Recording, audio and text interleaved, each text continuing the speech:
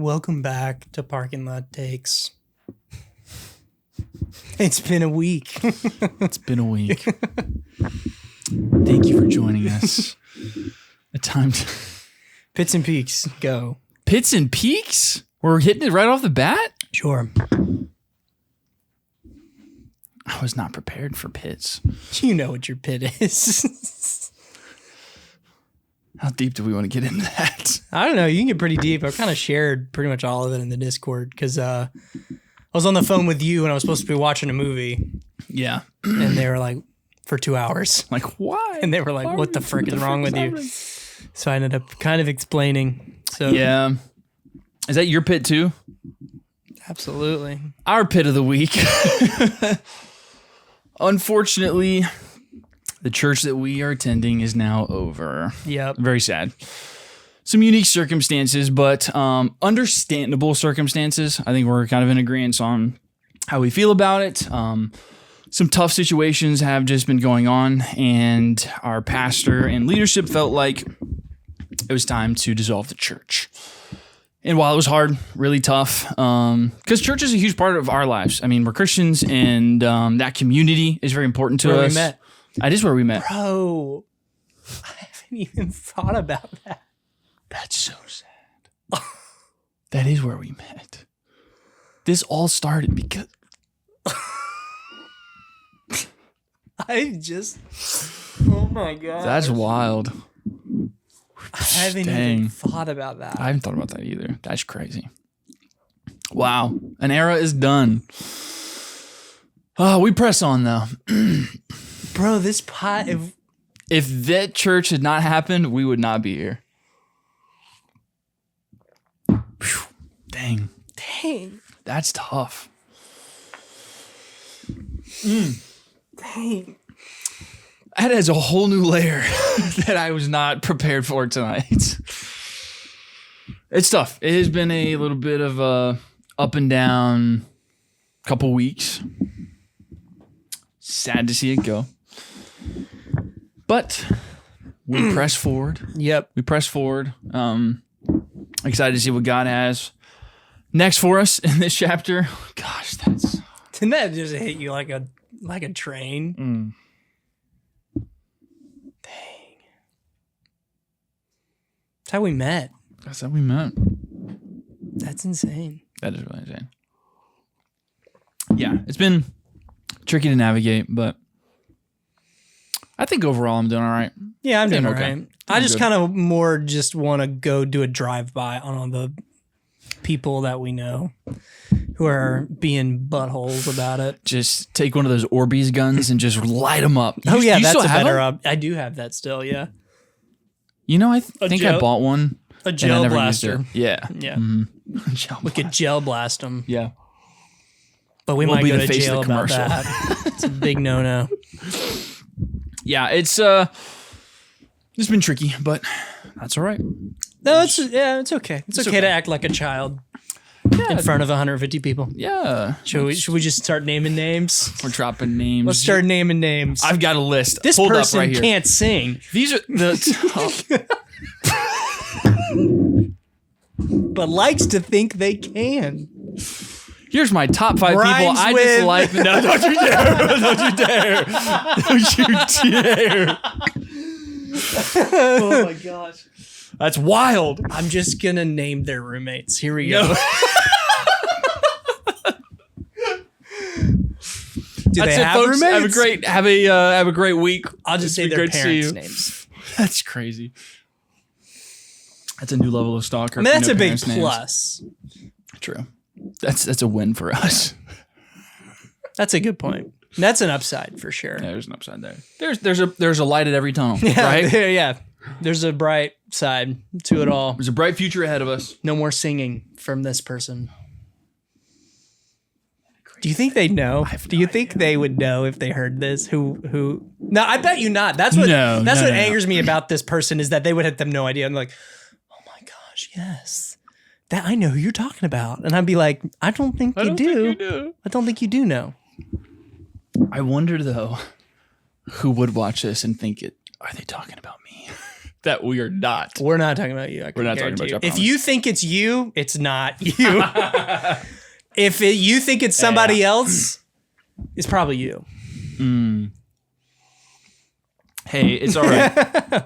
We're all children in God's kingdom. It's all jokes and just giggles here. Okay. It's not that serious. Well, that's funny. Like, you think about, well, now we have to like go to new church with new leadership. Yes. And we were talking about this, and I think it's interesting to think like we could totally go somewhere and the pastor or whoever not like our podcast. Yeah. Like very about what real we talk chance. about or anything. Yeah, That's a real thing. It's kind of nerve-wracking thing. It is. I mean, I nerve-wracking in the sense of like getting confronted, but I mean, I would be more shocked of like, okay. Yeah, I'm more having like anxiety about having to have just like an uncomfortable conversation, because if they don't like it, they would be approaching it that way. Like, this is uncomfy. I think the conversation would go fine. Like, I would have my stance on it, but it does give me like a little bit of anxiety if somebody was like, I don't really like this. Yeah. Because people have preferences on those things, and I recognize that, and that's okay. And in the private conversations, I feel like are best suited for that. But yeah, it is a real thing. But we do be visiting churches. We're on the hunt. So beware. Beware, we're coming for you. We're on the hunt. We're on the hunt to bring you down. We're cougaring for churches right now. Oh, is that really what we want to say? Yeah. Yeah. We're out cougaring. We're looking for a real good mature. No, that's not. It's young. We're mature because we're cougars. Oh, yeah. Unless you're wanting someone to cougar us, a church to I want a church to cougar us. I want someone that's established, really mature. Yes. Like, aggressive. been around the block. Yes. Just Worn really out. pursues us. Worn out. Ran through. I don't know what you want to say. I don't know if we should say it like that now. No, but lots of experiences. Lots of experience. There you go. I like that a little bit better than ran through. I said that? Yes. You said ran through. No, I didn't. Yes, you did. You're gaslighting me. I'm not gaslighting. You're 1,000%. No, because I believe you that I said it. I'm just shocked that you said a bit of experience ran through. This cannot been what I meant. I don't know what I meant. I'm like, why am I shocked that I heard that I said that? Which is the majority of the time I'm listening to these episodes back. I said that? I said that? That's crazy. I said that word? I said half that the time slur? it's like, That's crazy. Sierra's gonna be mad at me, and then she listens to it and she thinks it's hilarious. It's funny, yeah. I don't have that experience. Audrey hates it. I'm kidding. I'm joking. She's like, I can't believe you said that. Does she really? No, but when I left tonight to go shoot, she was like, don't say anything controversial that you'll forget later. She was joking. It was a joke. Have you done that yet? No. She was just being funny. No, I'm asking in general. Have you done that where you're like, I regret saying that? I don't think so. What's funny is the only genuine thing I regret saying is calling George R. R. Martin a moron with a combined 1 million views attached to me saying that. We love you, HBO. We would want to work with you. Oh. That is funny. And he was on the set of A Night of Seven Kingdoms, so no shot we're getting called to any premieres in season 2. Thanks a lot. There goes our career down the drain. You think he's seen it? So we're looking for a cougar. We're looking for a cougar. We're looking for a cougar church. Cougar church. That's the pit. What's your peak of the week, though? I got a peak. Oh, yeah, you go first. Random peak. New game drop I'm really digging. Marathon. Have you heard anything about that? No. It's like an extraction shooter. A lot of people have been playing Arc Raiders. And Arc Raiders is a lot of fun. I like Arc Raiders a lot. But Marathon, I think, is more my speed. Arc Raiders is third person. Marathon is a first person. But it's like got that cyberpunk aesthetic. It's very like bright colors. Gunplay's really good. So I've been playing it a little bit. Is it fun? It's really fun. Well, the beta dropped this week. Next week, the game actually drops itself. But it's a lot of fun. You can run trios. Should I get it? I don't know like what your experience with like shooters are, so I don't know. I got a bit of a learning curve. I've shot people. You shot people? Yeah. Really? Yeah, I have a kid. Oh. I don't know what you're referring to. I shot somebody. And then you had a baby. Yeah. I see what you're saying. Okay. Yeah. I just wanted to make sure that we were talking about the same thing there. Yeah. Good for you. That's what I'm talking about. So what's up? That's what I'm trying to Hey. Take the safety off. take the safety off. It's crazy. Some people need to put the safety back on. Yeah. I don't think you know what I'm talking about. You need to caulk it. Oh. Yeah. Did that help? I think I get it. Okay, sweet. I want to be as vague. I want to let the audience really just Yes. imagine what we're talking about. For sure. I need to cock it, take the safety off, and fire. Yep. I can do it. I'm not going to say that next one. I want you to so bad. Into the stomach.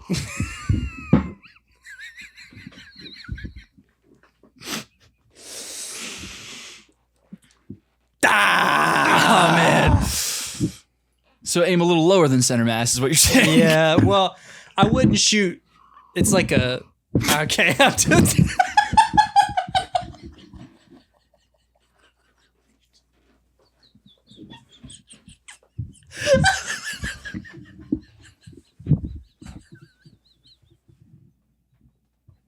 You just spit out loud. Our first spit take on the podcast. That was so unintentional. That was so genuine. I am so sorry. I did not mean to do that. Oh my god. Whew, I'm crying. Here I was worried we weren't going to have the energy to film this. Oh, man. I genuinely have been mentally taxed for like a week. Woo! We're rolling, baby. Oh, that's so funny. I'm crying. There's tears in my eyes. Yeah, marathon's a lot of fun. You should. Yeah, I'll get it. I want to play more games. I miss gaming. I do too. I don't play a lot. I want to play. I miss gaming with people. That's kind of my... Let's play. You, me, and Caden. We can run trios. Oh, you Let's don't have get people Caden. you play games with? Yeah, I do. I play with like I play like Sam and Caleb. Oh, Will Caleb, too. our biggest supporter. He loves us. I know. Big supporter. I hope he starts paying us money for a matchmaking service. Matchmaking. Yeah. Yeah, We need royalties off that. for sure. Oh, the what? Yeah. Oh, yeah, for sure. Like a portion of their combined household income comes I'm to the thinking- comes to the podcast. 20% at least makes sense. Tithe is 10. So 10. So we're not as good as tithe. So we should go 5. Okay, that's a good point. So 5%. Yeah, 5% of your tithe. Goes to us. Yes, essentially. So 5% to the church, 5% to us. Exactly. That's biblical. No, right. For sure. That's somewhere in Deuteronomy, I'm sure. Yeah. Yeah. Yeah. But yeah, I play with them. It is fun. We played a little bit this weekend. It has been a lot of fun. It's like high-paced action. It's a little more competitive than some other extraction shooters like Arc Raiders. Well, let me back up. It's more PvP, player on player, but there's also like PvE elements. So there's like robots in the arena that you can kind of kill and get loot from. Have you ever played an extraction shooter?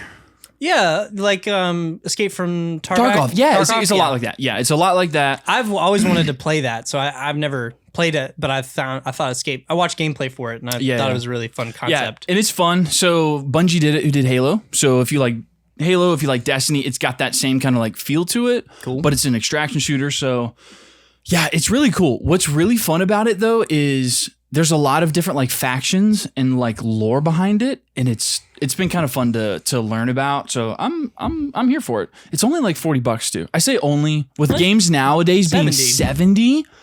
$40 is a lot more reasonable. So. Do you think games will have to back off the pricing, or do you think in 10 years we'll have $90 games? I think it's going to continue to go up. Yeah. I just don't see a world where, I mean, But you don't think they'll price people out at some point? absolutely they will. They already are. I feel like it is. Yeah, I feel like we're there. I thought 60 was a good middle ground, but Most games now are $69.99. I don't buy new games anymore. Like literally. I only do if it's a game I really, really am excited Yeah, I usually for. like the Wolverine. Yes, yeah, I'll buy that one. But I do think they're going to get priced out. I did have this thought though. I was like, Yeah, but when the consoles are expensive. But if you put enough time into it, it really makes sense to pay what you pay for a console. Yeah. Games, though, you run the risk of you play it for 5 hours, don't like the game, I feel like you wasted $70. Well, I think what's more the risk, which is something that's I bowed out of buying games because of this. Gosh, what the heck? Was because I would buy a game because I never take a chance on a game, so I have a good idea if I'm going to like or not, but not finish it. Yeah. And now I do that gambit often. Yeah. Yeah, that's more the gambit for, or like I don't like to run that gambit anymore. Yeah. Where I don't finish a game and I buy it and I purchase it and then I play it for a while, but almost out of obligation just for buying it and not truly like wanting to see the end of the story. Yeah. The hours have to make sense. The amount of time I'm playing the game has to make sense for the price. Yes. Like, for example, I paid full price for Ghost of Tsushima, but I put 80 hours into that game and I loved it. So I felt like, yeah, $69.99 for the experience that I had and the amount of hours that I played. Yeah, it makes sense. But I've had games where I've put 10 hours into it, 15, and I paid that. And I'm like, dang, that's a waste of money. I told a guy at work when Audrey and I were playing Baldur's Gate 3, I was like, dude, you got to play it, man. It's actually really fun. And he was like, yeah, all right, you know what? I'll go buy it. He bought it. And like 3 days later, he was like, dude, that's the worst $69 I ever freaking spent. That game sucks. Worst 69 I've ever had is what I thought. That's what he ever had. He was like, that game sucks. I was like, really? I had no skin left. Just didn't. The bear's all just teeth, left. Bro. He's all teeth. No gums. He said, I just couldn't keep up, and he left. And I said, this game sucks.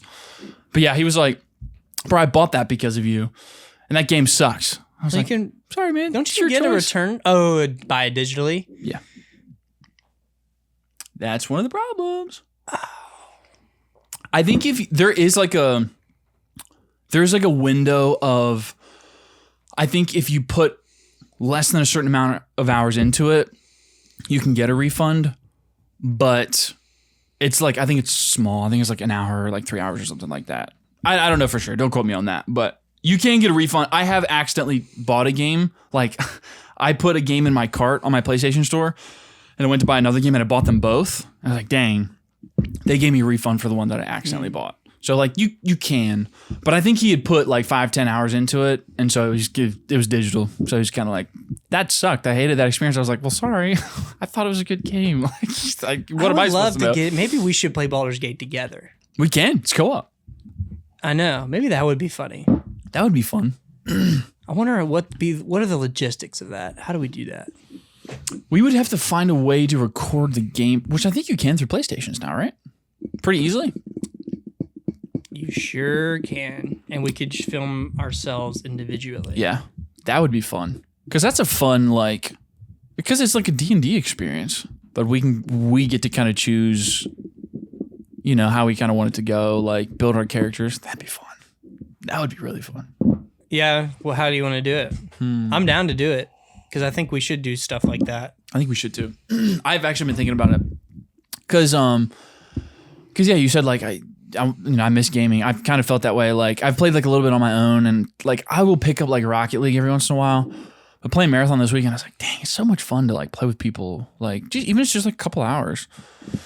How can we do that? I mean, I guess we could do like should we stream it or should we just record it? So that's where I'm struggling. Like streaming it is easy, I think, because if we can get it set up, we can just run it and then just upload it.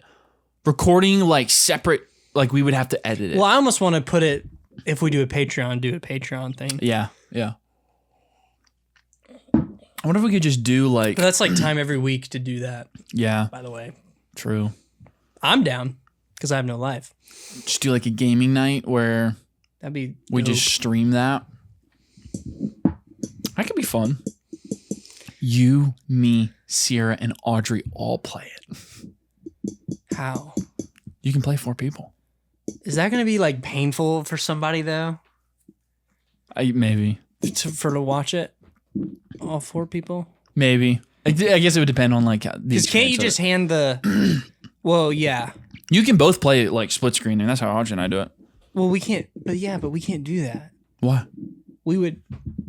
Can you hand the controller back and forth and play? You both have a controller. I know, but I'm thinking for filming purposes. That's why I thought that would work. Is because it wouldn't be split screen. Oh, I see what you're saying. It'd be one screen and then, you know what I mean? I got you.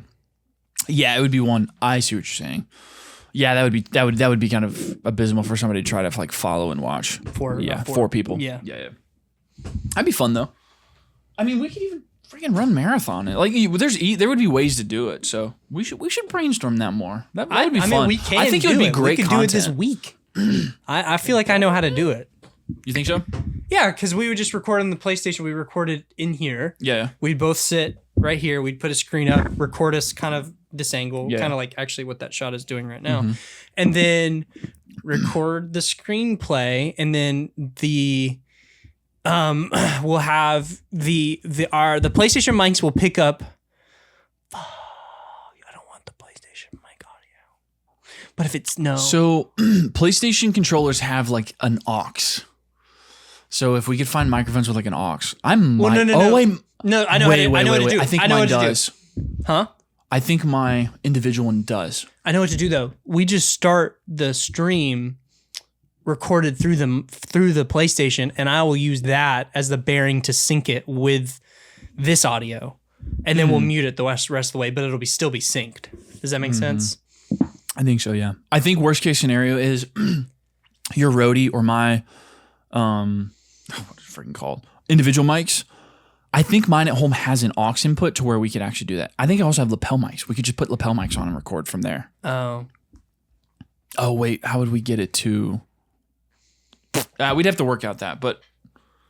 Yeah, I think that could work. Sweet. I almost wonder if we could just do, like... We really lock in. We shoot for, like, an hour and a half, and then we just, like, game for an hour and a half. Let's do it. That'd be fun. It would diversify the content. Like that. I'm big into that these days. Yeah, look at you. Yeah. Diversifying. Yeah. That's a big term I use all the time at work. Diversity? Diversification. Speaking of diversity, I learned something the other. Question for you. This is an important question I have. Okay. I've given this a lot of thought. That scares me. Is a slur pass a trap for white people? Yeah. Absolutely, right? Absolutely. I'm just thinking about the scenarios in which someone's like, hey, here's the pass, say it. I feel like you just want to see if I will say it. Like, I'm not dying to say this word. Like, it's a trap in all manner, I would think. I would think so. Because it's like, yeah, go ahead, try it. Try it out. See how it feels. Exactly. That's literally that's literally what my conversation was like with this person. Person's awesome. You got the pass? Huh? He attempted to give it. I rejected it. Good for you. Not out of any moral. Hold your ground. There you go. No, I rejected it because I felt like it was a trap. Yes. Like I felt like he was just like, do it. Come on. You know you want to. You won't. You won't. I'm like, but I don't want to. I don't want to. I don't want to. I don't like to say that. Yeah, that's absolutely a trap. Yeah. And he didn't admit that. He was like, yeah, I just wanted to see if you would say it. No. He was just like, I don't care. Totally cool. I don't care, bro. And I'm like, just do it. Say it. I don't care. And I'm like, I think you do care though. Like I think if I said it, you'd feel differently. you'd I think it's just like to see how badly people want to say it. That's true. Yeah. Like if you're itching, you're like, are you real, man? I can say it? All right. Yeah. Because I've heard other, I won't name them, but people not allowed to say the words, and they say them, and I'm like, bro. And he's like, no, it's cool. I have the pass from Johnny from school. I'm like, well, I want to talk to Johnny's parents. Parents. Yeah. Okay. Are mom and dad cool with this? I want to, so. Where's the credentials? I don't even know if this person exists. The credentials. Get your wallet out. You licensed to say that? Huh? Facts. I don't think so. Yeah. I don't see no card. In other news, I learned something very unfortunate. How do I want to say this? There's a slur for white people. What is that? Saltine cracker. Eat them with your soup. Said it. Eat them with your soup. Mother fricker. I was like, I'm gonna try not to say it because I didn't know what that word meant. I thought it meant salt, like saltines, like That's you're what vanilla. I thought. And Yeah, that's you're bland. That's what most You're white. lame. Exactly. Lame white boy. Plain Jane vanilla. That's what I thought this word meant. But that's not what that But means. no, it's so much worse. Yeah, someone told me yesterday because I was like, "What?" I feel like because we had said it on another episode and I edited it out because I was like, I just whatever. The white one, the one we're talking about. Let's be clear, because I'm like, oh, it's not a big deal. It's not offensive to us. Me, yeah, it's like whatever. It's the only slur I can think of that's offensive to everyone but the person getting called it. Yes, yeah. Like, I don't like the meaning of it is why. Anyway, I was mortified. Because you discovered the meaning was real horrible. Meaning. And I was like, no, I cannot believe that's what the meaning of it is. It's so terrible. I fact checked it. Don't you worry. But it's not, I mean, it's like, it's horrible. Oh. Yeah. Ooh. So we need a new slur for white people. We're not saying that one. We need a new slur for white people. So in the comments, new slur for white people. Let's be inventive. Yes. We'll vote on it. Yes. Find the best one. Right. And we'll use it regularly. We'll submit it to Webster's dictionary. Yes. This is the white people slur that's not offensive. Top submissions. Get a shout out on next episode. No, maybe not. We'll see. Depends on how good it is. It depends on how good. If it really hurts her feelings, we'll say it. I don't know. Do you got anything in the chamber? I don't know what you would say. Loser? I don't know. It's kind of how it feels. Has been. I think that's a good one. Washed up. That's lame. I don't know. I can't think of like a lame. Yeah, you lame. You lame. You lame. Gasp. I don't know. I can't think of like a real like something just to get some really, to it. It really cut me down. Yeah, like know? I want to pause when I hear it. You know what I mean? I want there to be 10 seconds of silence after I heard in public. Me deciding, am I going to punch you or am I going to walk away? I want that feeling. I want to be at war with myself when I hear it. You know what I mean? Yeah. Anything you can think of? Nothing. Try it out on me. Let me see if I want to punch idea. you. We'll leave it to the audience. Yeah. I'm sure they'll be clever enough to come up with a really good one. For sure. This is bad. Yeah. This is not going to end What about well. salt?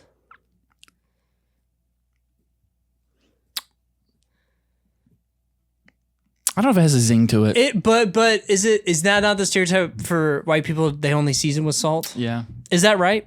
Or is it no seasoning? I think it's no seasoning. No seasoning. Just, yeah, seasoning you. Like, what? It sounds like everything we could think of should be followed by an actual slur. Yes. Which is tough. You lame something. Yeah. Let me sleep on it. Yeah, for sure. Sleep on it. I'll come up with something good. For sure. We'll make it a thing. I had a buddy, and this is not a bad thing. He just thought it was going to catch on. But in high school, he thought saying the wave was going to catch on. Like something is the wave. And he relentlessly used it and was serious. So we would be like listening to music or whatever, like new rap album drops, we're like, yeah, this is hard. And he's like, dude, this is the wave, dude. This is so good. And he thought it was going to catch on. And we would be like, that's his name. Riley. That's not cool. Don't say his name. I haven't talked to Riley in 15 years. All right. We're going to start saying the wave. And if anyone heard it, it came from us. It came from us. Not this Riley person who is a white. Doesn't exist. White? Yes. Whites. We're going to white slur Riley. In the face. That movie was The Wave. Yeah. Yeah, I don't think that's going to catch. He tried and failed. The Wave? The Wave. He'd hear that song and be like, dude, this is the wave, man. This is the wave right here. And we'd be like, you are so dumb. Shut the frick up. How'd you just know him from school? He went to church with me. So not your friend? Oh, no, he was a good friend of mine. Like, sounds like he's a great friend. My friend. Where does he live? Like, let's just. what's here's his address. Phone number. Is he married? I have no idea. I genuinely haven't talked to him in probably like 10 years. Maybe not. No, I shouldn't say that. 3 or 4 years probably. How's he doing? I don't know. Is he married? I haven't talked to him. Does he have kids? I don't know. I haven't talked to this guy in a while. He's a good kid. Does he still go to church? I don't know. Does he still go to church where he... Couldn't tell you. It's not looking good for Riley. Maybe if we lucked out, Riley isn't around anymore and we can take the wave and make it our own thing. Wow, you really like it. You're really latching onto that. But the fact that it's been brought up, I'm like, it's a good bit if we just use it. The wave. That's the wave, bro. That's the wave, bro. Yeah. Yeah, no, I was playing poker and I love this guy. His name's Devin. He's so funny.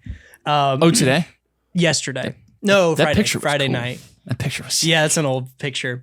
Look good. We're playing poker and he's like, he just hand after hand doesn't know what he has. And he's just like, bro. Does he know how to play poker? Yeah, like you explain the rules, but then, because I think that's a struggle with poker is because like you kind of like get looking. I think because there's like what 5 or 6 or things to look for. Yeah. And then you kind of zero in on 2 of them, and then or 3 or 4, and you forget the other 2. Yeah. Anyway, he would just be like, bro, this hand's like fire, man. And like, but he talks like just that, drops a pair. and it's so awesome. And he's just like, dude, man, my cards are great. And like, he was just hilarious. But he would before you see them. Yeah. He's like talking up. Right. But he's not trying to bluff or anything. He's just being genuinely like, I think I have a straight flush right now. So he would think, I would think he would be someone that would be like, this hand is the wave, bro. Yeah. I see. Have you heard of the Hawaiian Pigeon Bible? Yes. We're not going to read it. We're not going to read it. I don't know why that you said this hand is the wave made me think of it. Made you think of that? Yeah. It is interesting. His one and only boy. His one and only boy. Is that Jesus? Should we just read John 3:16 from the Hawaiian Pigeon Bible? Yeah, absolutely. It's just so far from my culture that it's I feel like every youth pastor has brought that up at some point, or any pastor in general. John 3:16 from the Hawaiian Pigeon Bible. This is how it reads. I am going to read it exactly how it is written, so no one think that I'm putting some stank on this here's text. I'm going to read it authentic, exactly how it's written. Okay. God would get so plenty love on God would get so plenty love on You gotta get past. God. You didn't get past the first word that time. God would get so plenty love and aloha for the people inside the world that he would send me, his one and only boy, so that everybody that trusts me no get cut off from God, but get the real kind life that stay to the max forever. To the max. That is how it reads. Wow. Line for line. John 3:16. What? My one and What's only the one boy. about? What do you think Jesus wept is? Oh, He cried. Bro cried. Bro cried.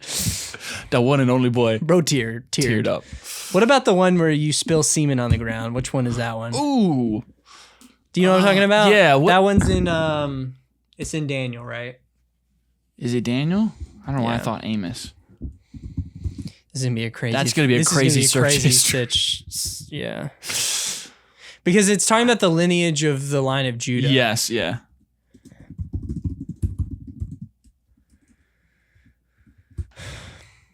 Spill seed.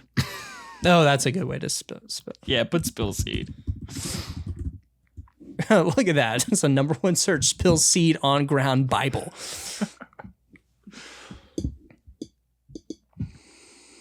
Well, we weren't specific enough. Oh, here we go. I'm saying something for Genesis, but that's not right. Right? Or is it Genesis? Yeah, Genesis 38, 9 through 10. Hang on.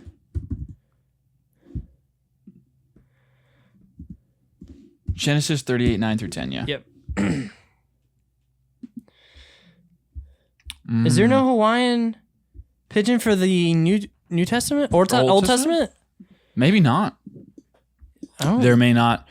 Most people translate the New Testament first. No, I know, but I've read the Old Testament for the...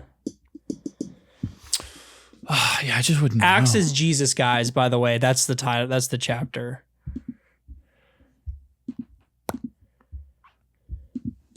Old Testament. Revelations is what Jesus showed John. What Jesus showed John. That's funny. Oh my gosh.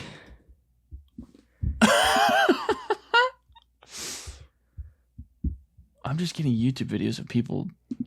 Romans is for the Rome people. So it's this what do we need to explain what Hawaiian pigeon is? Probably. It's a translation of the Bible. Yeah, translation of the Bible specifically for Hawaii pigeon. Hawaii, yeah. Call. Which I guess is there like is there like, you want to call it dialect? I guess you would say that, right? I don't know. I don't know for sure, but the Old Testament is titled The Good and Special Book. Oh my gosh. Completed in 2020 by Wycliffe Bible We're going to do this one thing, and then we're going to actually talk about movies. Talk about movies, because that's what the podcast is about. The first verse of the Bible in Hawaiian Pidgin. The time when Eriton went start. I'm not putting any stank on these on my reading. Like you are. I know, but I'm not. God make the sky and the world. That is literally how it is written. God make da Sky. sky is and the world. The time when Wen everything Eryting Everything. like it. It's not my fault. Yeah, Genesis Hawaiian Pidgin Bible. Genesis is called Start. Start. Yeah, Exodus out of Egypt. Well, it's not wrong. It is the start. Facts. All right, so we're gonna go to chapter 38 real quick. That's so funny. Yeah, it says the translation was completed in 2020. It's a recent development. Yeah. I wonder where history. Google where they use it in if it's used in Hawaii Yeah. before I assume.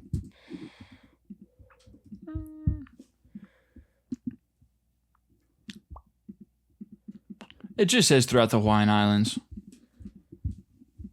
Yeah, just throughout the Hawaiian Islands. It's not the most specific. Okay. And it's 9, and 10 here. All right. I gotta be careful here. But Onan, he figure, Figga, figure that if he make Tamar happy, I don't know why, happy, the kid no gonna be for him. Gonna be for his make brother Onan. That's how come every time him and Tamar make sex, Onan pull out quick for make sure she no come happy for his make brother Onan. The one in charge, he see das real bad how Onan do what he's supposed to do for his make brudda guy. Brudda, BRADDAH. Not putting stank on it. Yeah. And be pulling out. As how come the one in charge make sure Onan make two. Yeah. That's wild. When they make sex and when he they pulls make out. sex. That's wild. Spoken throughout all the islands, it says. Interesting. I think it was officially established as a language like 2015. I think. Hey, translations to reach the world. If you've heard this today and want to dedicate your life to Christ.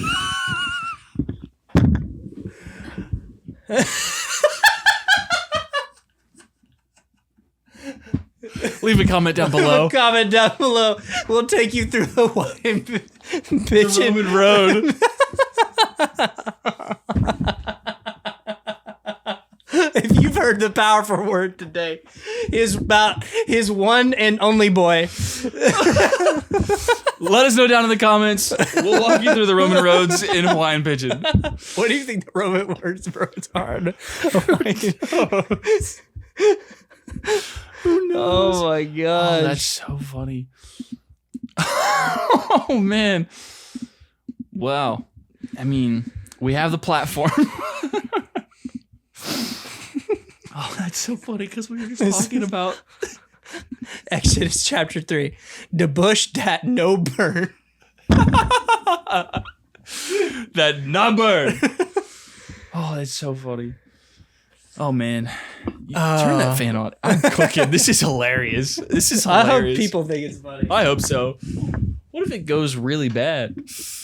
Oh man. I feel like we're being playful. We're having fun with it. It's awesome. What I mean, like I think it's awesome. Great. Like it's so translations for the world. Like it's unique to their culture. It's just not it's of awesome ours. So that it's it great. exists. Like it's great.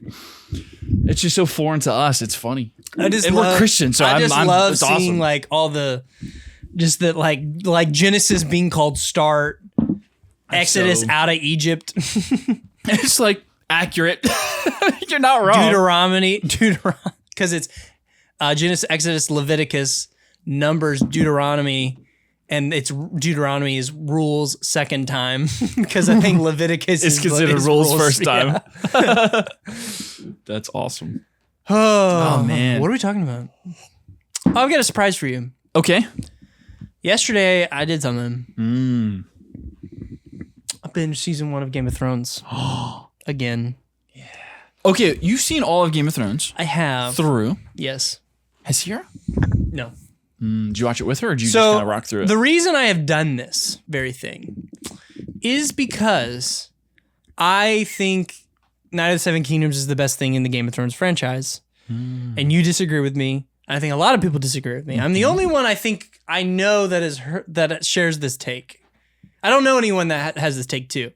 I don't think. So it kind of made me think that, man, I just must be missing something from Game of Thrones. I'll tell you right now, I am enjoying it more than I think I did the first time. Yes. Yeah. Like I agree. I'm watching it. I'm like, I like this a lot more than I remember. Yeah. Yeah. Well, I was super late to Game of Thrones. I picked it up before season 7 happened. Yeah. So I was in college and I binged all of it and was like, oh, this is amazing. This is great. And then kind of after college, obviously it wrapped up and I didn't watch it, but Audrey had not seen it. So I was like, you need to watch it. It's like one of my favorite shows of all time. I think it is my favorite show of all time. But I was like, you need to watch it. And on a second watch, I really enjoyed it even more than I think I did the first time. Just because like you get to know the nuances, the moments still hit, and you kind of feel that. Like going into it, I was like, are these big moments still going to feel the way that they did on that first watch? And they do. So it does really hit just as good, if not better, on second watch. Are you done with all of season 1? Mm-hmm. So like Ned Stark, all of that. Although I kind of I understand. I really think it would have been interesting if Ned Stark had gone to the Night's Watch. Yeah. With Jon, and they had led a revolution against. Like, wouldn't that have been interesting? It would have been interesting. I feel like that would have kind of served the story very, like, majorly. Yeah. No, it almost changed nothing. No, but you feel the effects of Ned Stark throughout the whole series. They're referencing it constantly because Ned Stark's death causes Robb to go to war all of season 2, season 3. Like, but he's already. Oh no, it reverberates. He's fighting for He's fighting because he's in prison. Yes. So like it reverberates throughout the entire series. So Ned Stark's death is so important. And the way the writing kind of like weaves that into the DNA of the rest of the show is really impactful. It feels very much important later on because they keep referencing it. So I like that a lot. You're right. It would have been cool to kind of see him do that, experiencing like the White Walkers, you know, his conversations with Mance would have been, so good. I really think it would have been interesting for Jon Snow to almost put them on a level playing field, take away the power dynamic. Yes, but it wouldn't have given us the line or the storyline of like Lord Mormont wanting him to take the mantle. It would have been Ned. Oh, that's a great point. And that's a huge point for Jon Snow. You just cooked. I know I did. That stuff is important because so we're in season 2 right now, and he just met the king beyond the wall, and that whole conversation with him and Mance where he's like, he basically tells him, you know, Lord Mormont wants me to you know, take up the mantle and lead the Night's Watch, and he's like, well then why are you here?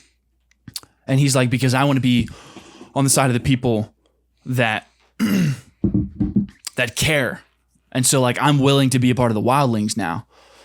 And so, like, all of that is really important. So if Ned Stark is there, he would have been the obvious choice. And Jon Snow would have kind of gotten pushed to the side. That's a good point. That's a really good point. I was just more thinking about, like, them being in the North together, like... That would have been cool. Yeah, like the Battle of Bastards happening with Ned Stark reclaiming Winterfell, like...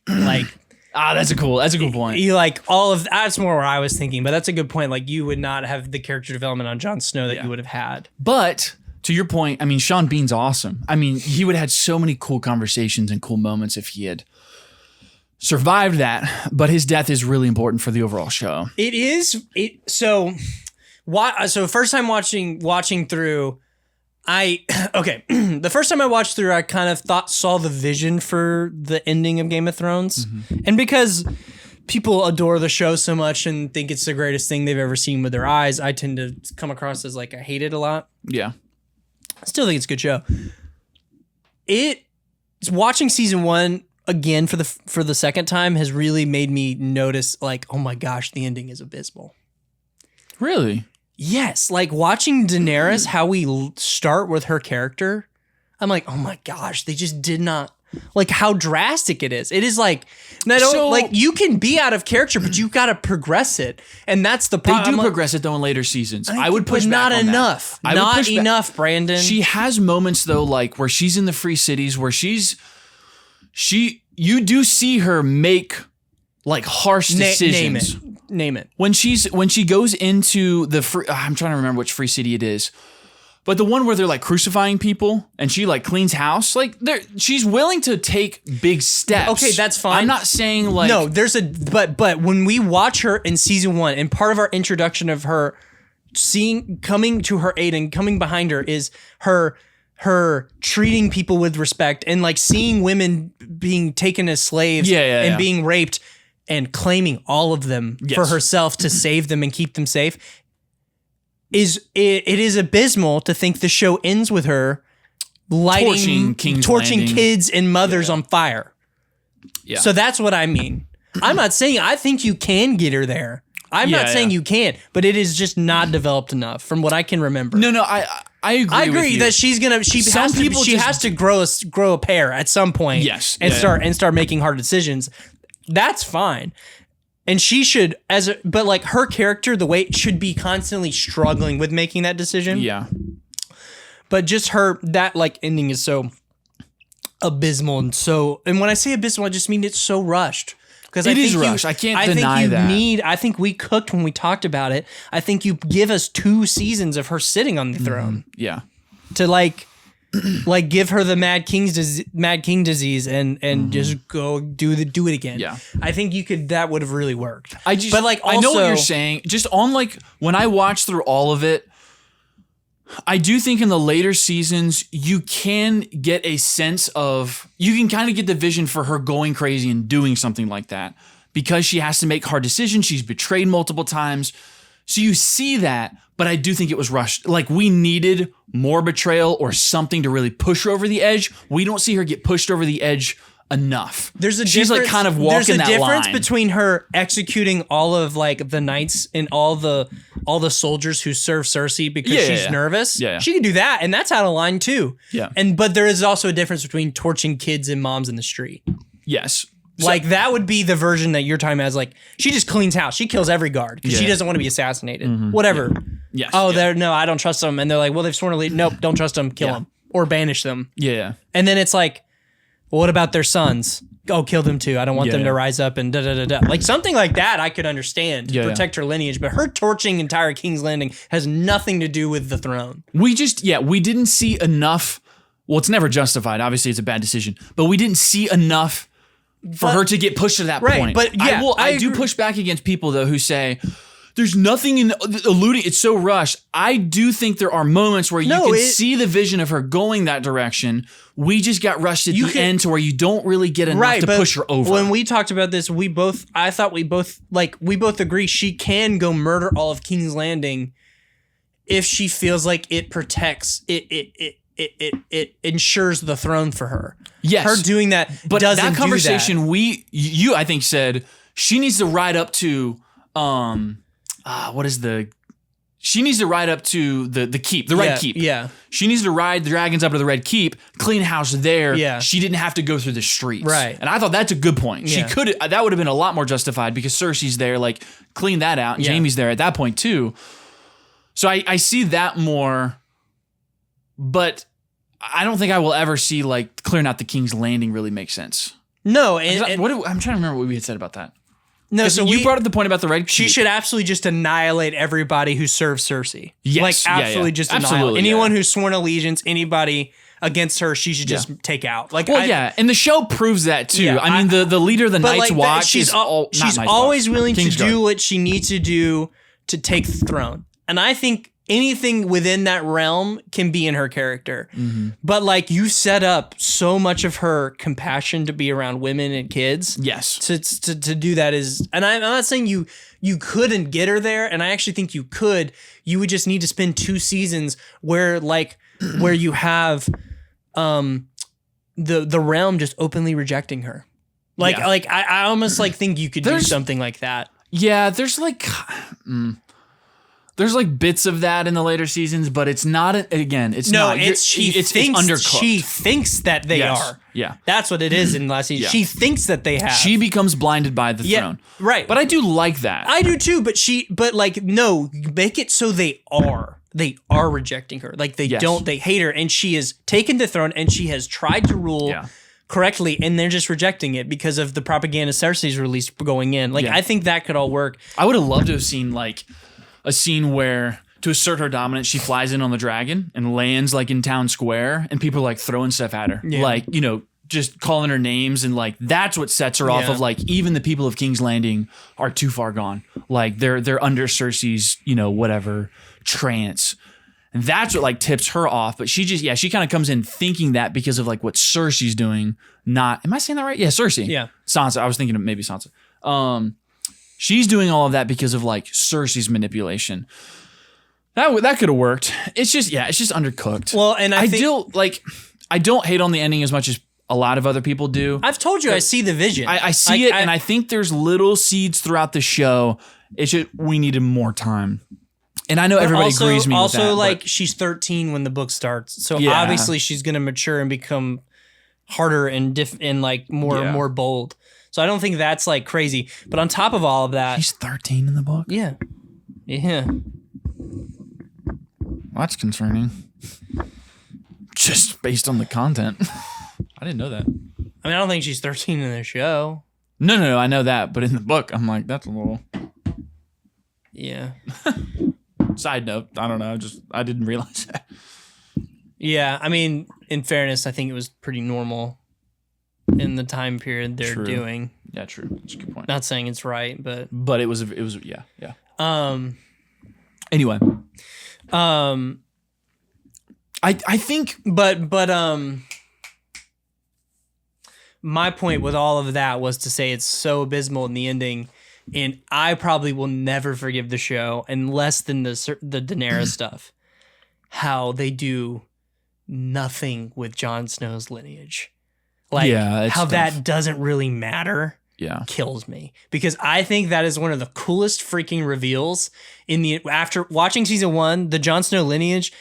I'm like remembering that reveal in the show and thinking that is genuinely probably one of the best kept secrets reveals in pop culture. Yeah. I can't think of another one.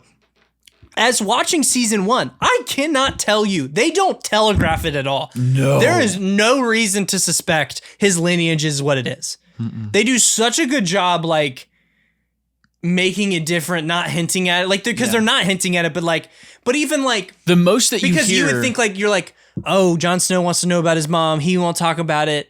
And... You would think like, oh man, like they're like the care they went into to make sure you wouldn't start putting stuff together. Yeah. Cause the most you hear is his mom, Lady Stark, basically being like, yeah, I took Ned Stark's bastard in and like made him my own. So it very easily and quickly you just kind of assume that it is Ned Stark's. They don't really allude to that. So yeah, when that reveal happened the first time I watched it, oh my gosh, it's like a bombshell dropped. Oh, so good though. Our boy Elrond plays from Rings of Power. Rings of Power, yeah. Plays young Ned Stark. Yeah. I thought that was funny. But I didn't realize that till recently. It's the Jon Snow lineage is probably the best kept secret / reveal in. I mean, it's they do not hint at it at all. No, like I'm just remembering. Like I was like, it's not. In the slide, I know I am watching season 1. I know his lineage, and I'm telling you, he's like I have no idea. I had no idea. I wouldn't have no reason to guess that's his lineage. Yeah, so cool. And it's cool because it's one of those twists that like make you kind of look back at previous seasons of like, but it doesn't. Was there seeds planted? I don't know. No, there's and you no look at it a little planted. Differently. Yeah, that's what's so good about it is there's no aha moment. Mm-hmm. And I think that's why it works. There's no seeds. Oh, there's no. You can't put it together. This show makes so much more sense now. Yeah. Well, I guess a little bit of it, but you're not searching for context. You're not curious if Ned Stark's sister really loved Robert Baratheon. No. Mm-hmm. That's not something you're ever thinking about. But when you get the reveal, the bombshell, you go back and you are thinking about it, and that's what I like. It kind of like shifts how you look at the show. I love twists like that. So, question. So, in the show, he becomes the next. John's technically the next heir. Mm-hmm. But he would not be the heir over Viserys, her brother. I mean, I know he's dead, but was Viserys technically the rightful heir before Jon? Because he's the actual. So the Mad King, yes. But once Baratheon comes on, Jon has just enough claim as Daenerys does. No, but Viserys has more claim than he does. Because his father was the king. Before Robert. So the reason that Viserys thinks he has a claim is because his father was stabbed in the back and killed. So he's the rightful heir. Right. But I'm saying, while Viserys thinks he's the rightful heir, Robert Baratheon is on the throne. Yeah. So I'm saying, because Robert Baratheon's technically on the throne, Jon has just enough claim. No, but Viserys has more claim. Because he is the son. If you think the Mad King was killed wrongfully, that's the gray area, which most people do not. So his claim is actually very small. Daenerys' claim is actually very small. But because she's a Targaryen, just in the overall scope of Game of Thrones, that's why she thinks she has a strong claim, which she does. She's a Targaryen. I don't understand this whole, I'm just saying in general, the king is dead. Regardless, why would the way he's being killed matter? Because he's a Targaryen, yes, he has more claim than Jon. You're right. Yeah, I mean Jon's a Targaryen, but he's technically second removed. He's like second removed claim. Yes. Right. Than Viserys. So in the purity of the bloodline, right? Viserys does. Yeah, but you're right. Jon, but it doesn't matter because Jon would have a claim over Daenerys. Yes. Because he's a man. Exactly. So that's why I don't like. I was just curious because like clearly, and I almost like House of the Dragon like. That's why I think like it was pretty smart on his part to do the story like House of the Dragon, where like Rhaenyra has to like fight for the throne. Yeah. I don't remember if she ever rules. Not yet. No, I know, but I'm sure. I think she does. Yeah, she does. She does, doesn't she? I don't she does know. Sit on the throne. I don't know has beyond no sons. Yes, he does. Who? Who does have sons? Varys does have sons. Yes, I'm stupid. Aemond and Aegon, and not Aemond, but Viserys from House of the Dragon? Yeah, he has those sons with Lighthouse or whatever. Yeah, because I forgot. But Rhaenyra was Aegon is at the Night's right. Watch. Yeah, but he made Rhaenyra the Raymond. Huh? Sorry, I had to correct myself. He made Rhaenyra the rightful heir. The rightful heir before he had sons. Yep. Yeah. That's the fun part of House of the Dragon because Alicent thinks that her sons No, I get that. I get that. I'm thinking of who has the claim over Daenerys. Is it because let's take the man factor out because Rhaenyra sat on the Iron Throne. And Cersei sat on it before him, so let's take the man-woman claim out. I mean, so Targaryen just always is going to have. But Daenerys technically has more of a claim because she's direct descendant. But whereas Jon is removed, right? But Jon's father was the heir. Yes, but it doesn't matter because if the heir dies, then it passes to the brother. Always, not the son of the heir. Same way how Robert Baratheon's not always. No, it would. Oh, until the heir is of age, it would. Because in House of the Dragon, but Jon's not the heir; his father was. Yes. So like I'm thinking about a show called Last Kingdom, because in that the king died and he had no sons. So it passed to his brother. Yes. Yeah. But what I'm saying is Viserys had sons. Not but Viserys. He named... Yeah. Daenerys' brother had sons. No, Viserys from House of the Dragon. Oh, sorry. Had sons, and... But he named Rhaenyra never changed it. That was what happened. Mm-hmm. And that's why Daemon's pissed, because he's like, I should have that. Oh, that's true. Because the sons are not of age yet. So he thought, I will take the Iron Throne until they're of age. So I guess Jon would have a claim. He would have a claim. And in the way, I think in the politics of it too, just because Robert Baratheon was on the throne, some people would say that would strengthen his claim too. Jon's claim? Mm-hmm. Why? Because he's a Baratheon. Jon Snow is not a Baratheon. Yeah. He's Robert Baratheon's bastard. Jon Snow? Am I confused? Who am I thinking of? Are you thinking about the blacksmith kid? I might be confused here. I'm so confused.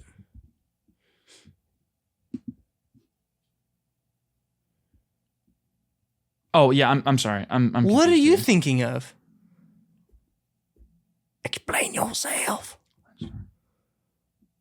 Lynn Stark. Yeah, maybe I'm thinking of the boy. Who are you thinking of? He's a Targaryen, because we just said he was Targaryen. Yeah. I don't know what I'm thinking of.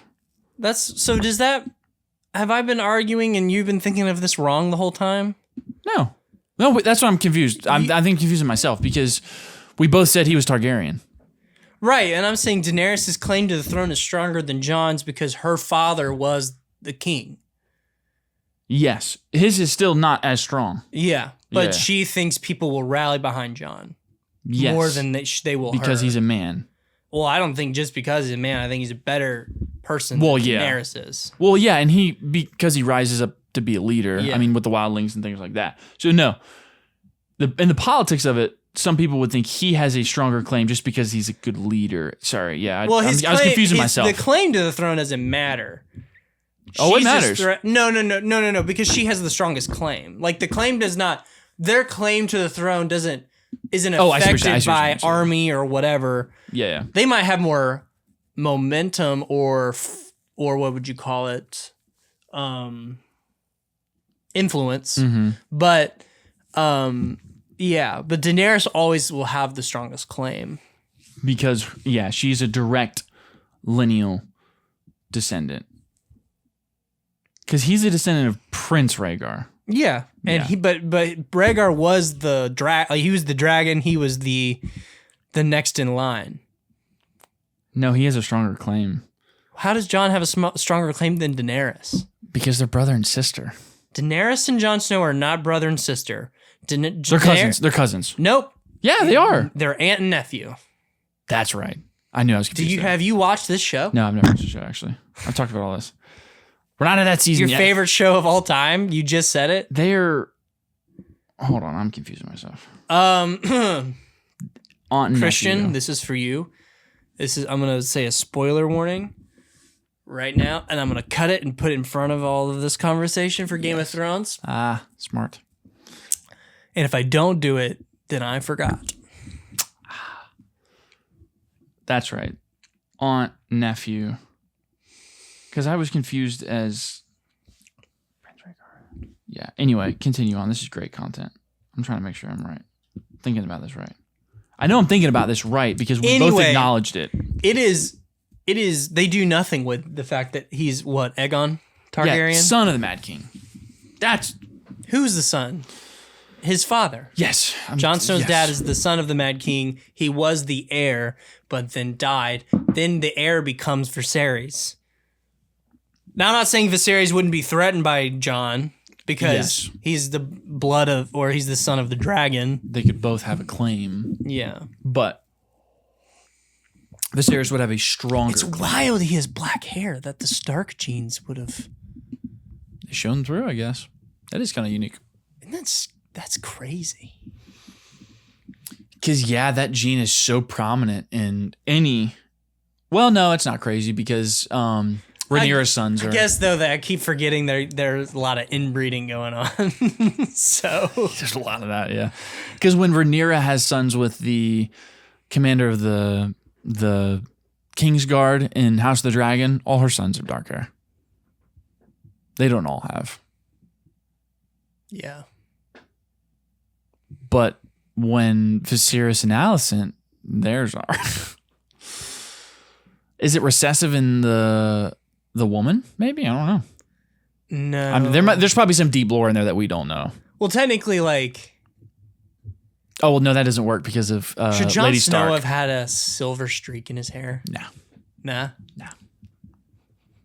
It would have alluded too much. No, it wouldn't have. Not a silver streak, but just like a white streak.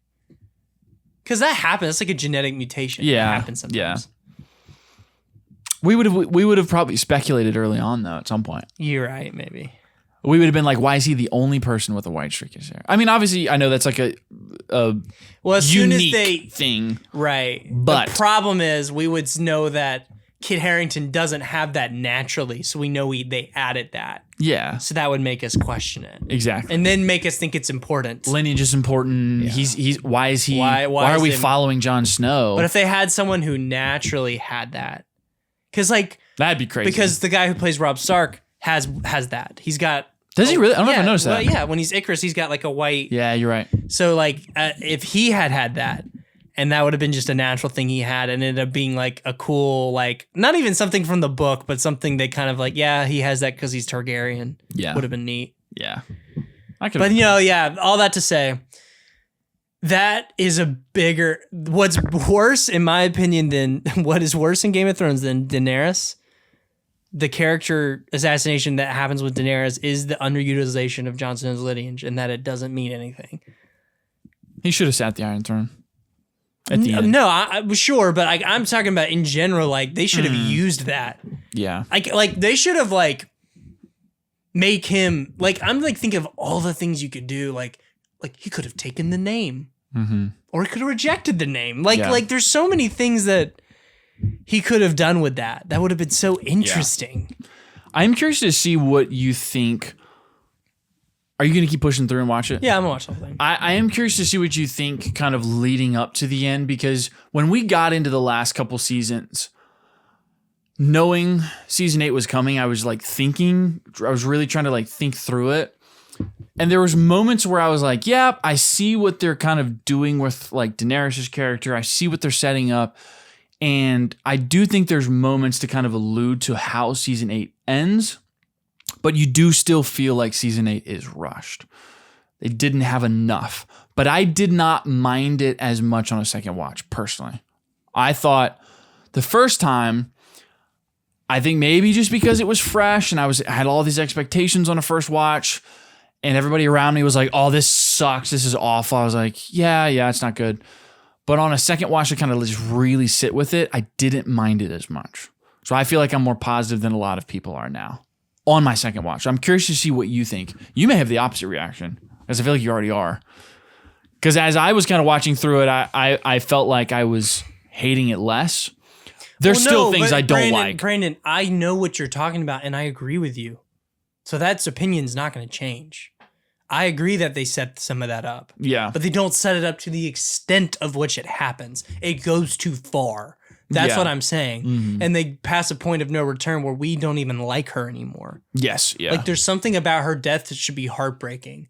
And I'll tell you, her death makes sense. It should, rewatching the show, the way it should be that we're watching this and being heartbroken that this is where she is and this is where she ended up. Instead, we're like that. I mean, like we freaking hate her. Yeah. Yeah. By the end, you're like, this needs to happen. So, yeah. It's fun watch through though.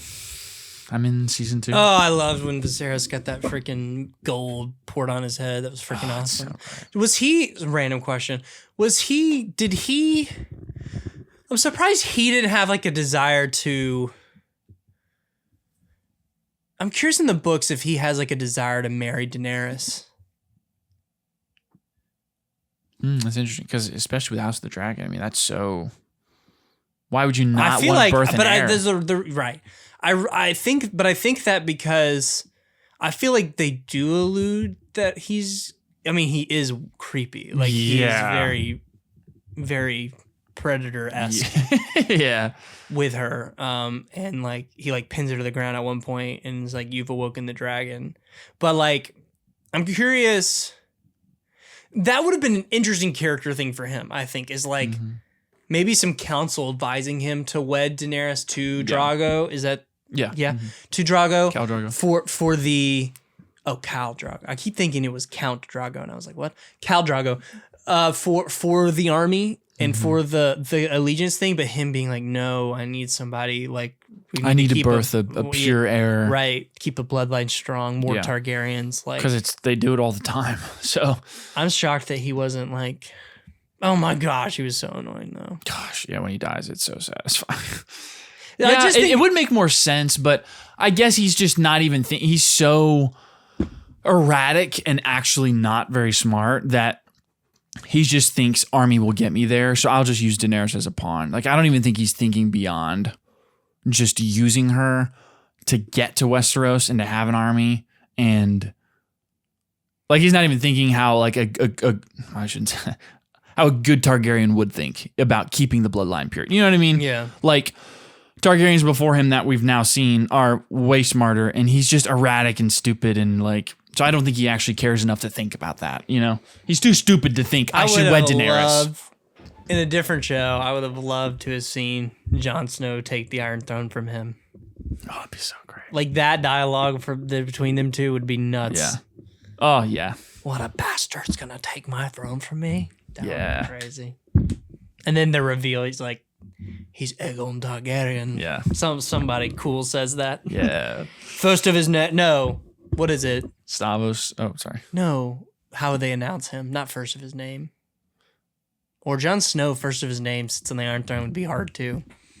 It's like Protector of the Realm. Do you think Jon Snow would want to take the Targaryen name? Probably not. No, because he doesn't want the throne. If he did, but I'm saying if he did take the throne. I know he didn't want it. I don't think he would. But like neither does Aragorn. So I think if he took the Iron Throne, he would keep Stark because I think he... Does he ever get Stark or does it Snow? It's Jon Snow the whole time, isn't it? You don't think he could take Stark? No. No, it's Snow. Ned Stark has to give him Stark. Yeah, I guess he has to technically give it to him. Yeah, he's got to take him. My thought was, I think he would prefer to respect and honor Stark over Targaryen. Why do you think Ned never took Jon Snow in as a Stark? Because he knew. Knew what? That he wasn't that it's not his. But does it matter? I mean, I guess if he wanted to... taken him in? Yeah, I guess he could have. I guess it would have sold the lie more. But there's all the dynamics though of like the look of having a bastard and things like that. I think maybe that played into it more. But in what universe? If you have the last name Snow, you're a bastard. Yeah, but what universe is everybody knowing your son's a bastard because his last name's Snow, or having his last name Stark? Like what universe is that different? Because the guy took in Ramsay, but he didn't have any other sons. I know, but whatever. I mean, well, I'm just saying it would make sense for him to give him Ramsay because Ramsay Bolton is his heir. He had Robb Stark. I mean, he had other sons to take that name and to lead on. So that's a good question, though. I don't know, because I do see where maybe giving him Stark actually furthers the lie, furthers the mystery of it, to where people wouldn't even question. They would just be like, obviously. This is interesting. So this is saying Ned didn't want to legitimize Jon as a Stark because it would have raised questions about who his mother was. Oh, if he's a bastard, nobody cares. Yeah. They're just like, obviously it was somebody that Ned slept with, some no-name. But why would Catelyn not just lie? She's already kind of doing that. That's interesting too. Why wouldn't he bring Catelyn on it? Yeah, bring that in. And because she lives him as a son. And she talks about how like she struggled with that and had to learn to love him. But man, I feel like I'm missing dialogue and backstory on like Ned's reasoning. I mean, that is Ned's reasoning. I know the reasoning is to hide him, but doesn't being a bastard like that push you into public eye? No, because everybody's gonna just like push you off. Like bastards aren't. I mean, how does it not draw more attention to it? Ned Stark has a bastard. There he is. Yeah, I know what you're saying, but like my brain is not like. I guess I'm thinking through it as far as like if he was. Well, it depends on when he got him, I guess. Did he get him as a baby? Yeah, he came home with a baby. I guess it would have. I mean, Catelyn wasn't pregnant. I mean, people would have asked questions. Yeah. No, so I'm not saying. Like, I'm just talking about legitimizing him in general. I don't know why that would have raised so many questions. Like why people would have, because he's legitimized, why they would have then wanted to know who his mother was. I don't know if there's a good reason for that. Yeah, I mean, that's a good point. Because legitimizing him would just kind of, wouldn't that just squanch anybody from saying anything anymore? Like, obviously, he's a bastard, but now he's a Stark. Move on. I don't know. I would be curious to see what other people say about that. Because I don't... Okay, well... That's just... Yeah, so, all right, context. all right. Here's the reasoning. This is a good reasoning, and I had to search why. So, here's the reasoning. This makes sense. Because if Ned takes him in and legitimizes him, it ends up putting their family at risk for treason. But if he remains a bastard under Jon's knowledge, then just Ned would be in trouble for treason, not the rest of the family. Because he'd be a part of the family, everyone would be committing treason, I think. Treason? Yeah. For what? Because he's hiding a Targaryen. Oh. Yeah. I see. Because of who he actually is, keeping him a bastard makes sense. Gives Cat and people, his family and house plausible deniability. That makes sense. Because if Catelyn knew and was in on it, they'd have her head for it probably, depending on who's on the throne. Yeah, that makes a lot more sense. Yeah, that does make sense. You still thinking Out of Seven Kingdoms is better than? As of right now, obviously, season 1 is not the strongest season. Yeah, but it's a great season. Absolutely. So here's what Game of Thrones I think is kind of missing. It's like the true one virtuous person who's always going to do something right. That was Ned Stark, and then it's Jon Snow. But it's like the whole show's about Dunk. Yeah. So it's awesome. Mm-hmm. Yeah, it's different. When I do think about the things I didn't like at Game of Thrones, I think about freaking Littlefinger scheming in King's Landing, and like it's like so aggravating. But that's good though. It's meant to be aggravating. I want John. That's the good stuff though. You. I cannot believe people who don't like the show because John they don't back to the freaking Night's Watch. Oh, I know. Yeah. But like, you're meant to hate Joffrey. You're meant to hate Littlefinger. You're meant to hate these people. So if you hate them, then they did it right. You're supposed to be annoyed by Littlefinger conniving. That show with John, like people being like, "This is the true heir. This is the Stark Aegon Targaryen." Like, how do you not do that? Yeah, all the qualities of Ned Stark, but he's got the claim of a Targaryen. Like, bro, we'll put Bran on the throne. Dude, they put Hot Wheels on the throne, man. I did not like that at all. But it is what it is. That was such a letdown when Bran took the throne. I was just like, what? Like, I get the abilities and everything, and like, but he just went from like playful boy to like brooding. Like, I don't know. I didn't like it. Oh well. They just missed a lot. All right, Scream. Let's knock Scream out, and then we can be done. We've been rambling. I wanted to. Yeah, Game of Thrones is fun to talk about, though. My plan is, I think, try to week to week. I'll have a new season down, and we can talk about that season. That'd be fun. Okay. One thing quickly. I think Tyrion Lannister's probably my favorite character in fiction. I would put Tyrion Lannister against anyone in Lord of the Rings, and I think he wins. Nope. I think absolutely. No. Give me a reason. Give me something. No, you have the burden of proof here. I think now you need to make your case. Well, you said no immediately, so I wanted to know who you were thinking would be better than him. I mean, Aragorn. I think Frodo's a better character. What do you mean? Here's what people would argue against me. Obviously, you get a whole lot more time with Tyrion. There's a lot more screen time to like flesh out his character. But I think the moments with Tyrion, the dialogue with Tyrion, I think he's better than any of them. He's not better than Frodo. He has better moments. I mean, he's got better dialogue. I mean, as a character, like his trajectory through all of it, and by the time you get to the end where they're like, he's like, I'm going to walk away. Crap. There's nothing Tyrion does that equates to the feat of Frodo carrying the ring to Mordor. That's why I'm feeling so strongly about this. There isn't. There's no amount of pressure that is equivalent that Tyrion would face and overcome to even come close. So absolutely not. And on top of that, because Frodo is going to beat him, that means also Sam is going to beat him too. Yeah, I'll give you that. I mean, the feat of Mount Mordor is pretty. He's not. Maybe I just like him more.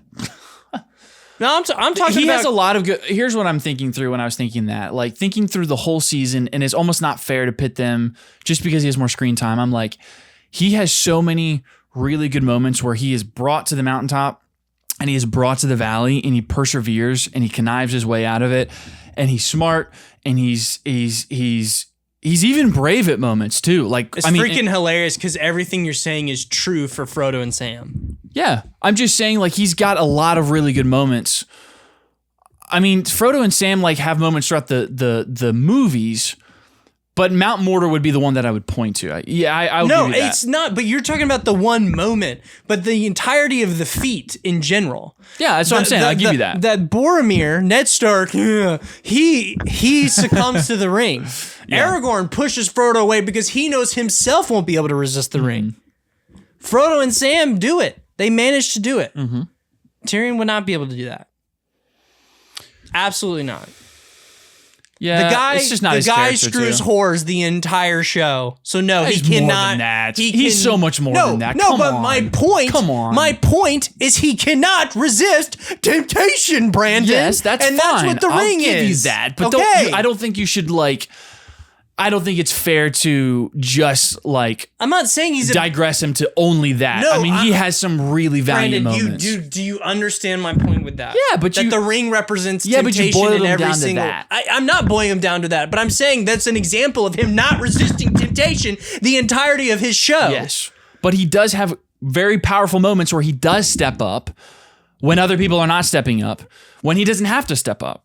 So I'm saying he does have valiant moments. I wish Frodo had a moment like that. Like, I will do it. I will take the ring to Mordor. I gave you Mount Doom. I'm giving you Mount Doom. I'm just saying that's not Mount Doom. That's Fellowship of the freaking Ring. Yeah, that's fine. I'm just saying Tyrion also has good moments. I'm not disagreeing with you. Okay. But it is not better. I think I just like Tyrion better. I'll secede to the point of Frodo's journey and the feat that is better than Tyrion. Yes. I like Tyrion's character development, the highs, the lows. I think just a little bit more. That's fine. But he's not a better character because he goes through more or his character development. What Frodo did is impossible. That was the point. Yes. That's what I said. I seceded. I give you that. It's a great point. That's why I said I just think I like Tyrion better. I like seeing his character development, but that's not fair in some ways because we see so much more of Tyrion than we do of them. I don't really think he's ever. You mean like what he experiences is hard?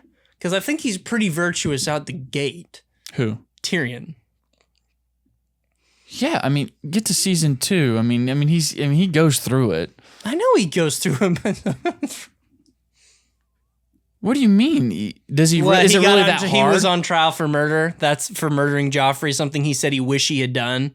That's so hard on him. He stood up when Joffrey wouldn't go into battle. When Stannis Baratheon, and he put his freaking butt out there and almost died for it. That's what example?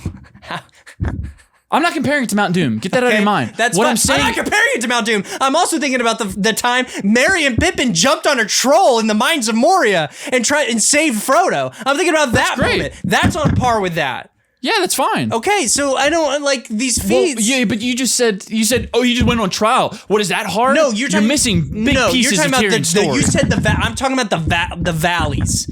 That would be a valley, would it not? Yeah, he almost freaking died. Yes.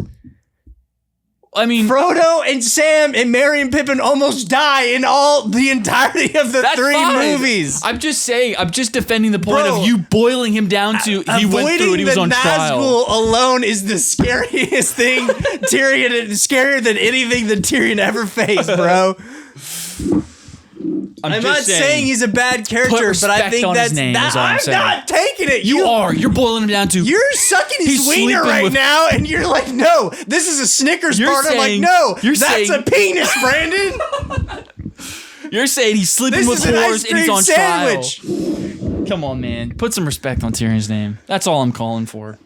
I know. You're boiling him down to the worst elements. No, I'm not. You are. No, You said, what did he go through? He went on trial for being killed. Yeah, you missed about 5 seasons in there, buddy. No, I'm not. 5 seasons I'm not discounting his credit. I'm saying those are the values, those are the moments. I'm saying they all add up. No one's. Jon Snow's a better character than Tyrion. I think Tyrion, all the situations he ends up in and how he masterfully manipulates and connives his way out of it and still comes out on top is impressive. I think that's impressive. Yeah. Cool. Agreed. Awesome. Doesn't make him better than Frodo.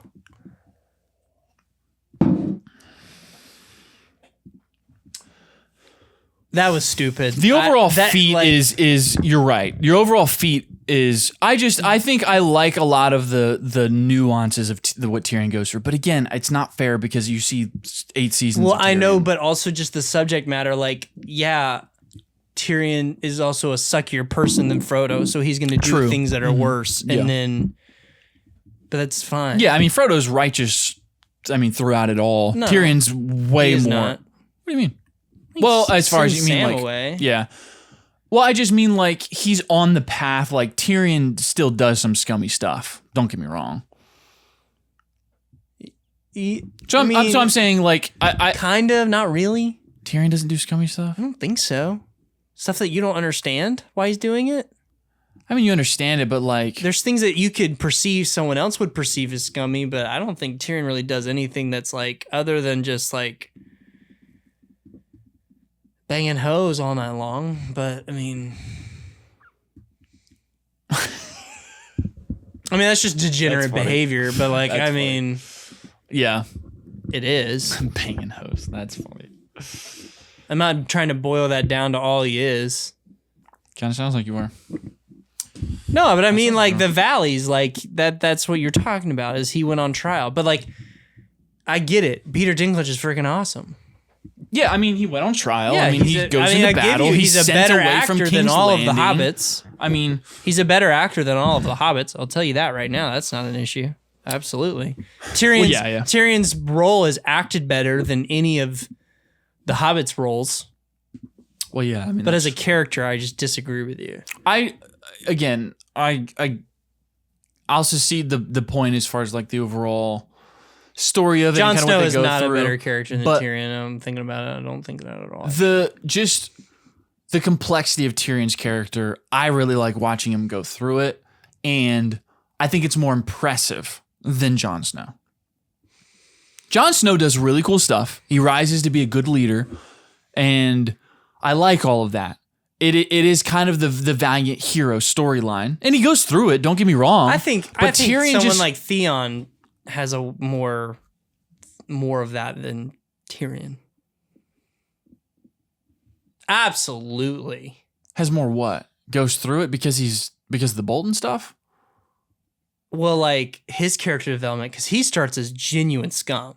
Like he sucks. Yeah, all of season, well, for a while. Yeah. And then he has like a huge character development turn.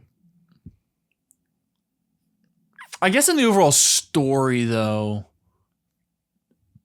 Tyrion's more like... Yeah, Tyrion's going to have more of an impact. He's the freaking hand for 2 kings, of course. Yeah. But as a character in character development... That's part of his character. And part of his character development. What do you mean? Why are you separating the two? Huh? Him being the hand of the king is part of his character. No, but you said the character development is so strong. I'm like, well, like Theon's is more strong. I don't know if I would say it's strong. I mean, what do you mean more strong? Just because he goes through worse? No, because the change is greater, and it's a change you understand. That's why I think it's stronger. Not to saying Tyrion's, but I think Tyrion starts and ends in a similar. Is it that drastic? Just watching season 1, I'm just saying it. Like he's a good guy. Tyrion's a good guy from season 1. Theon is not, and Theon becomes a virtuous person at the end. That's my point. That switches. But like Tyrion, I understand he goes through a lot of trials, but they don't necessarily like develop his character into this new thing. Like season 1 Tyrion would have been probably the hand, and he could have went through season 1 Tyrion could have been the hand to Daenerys.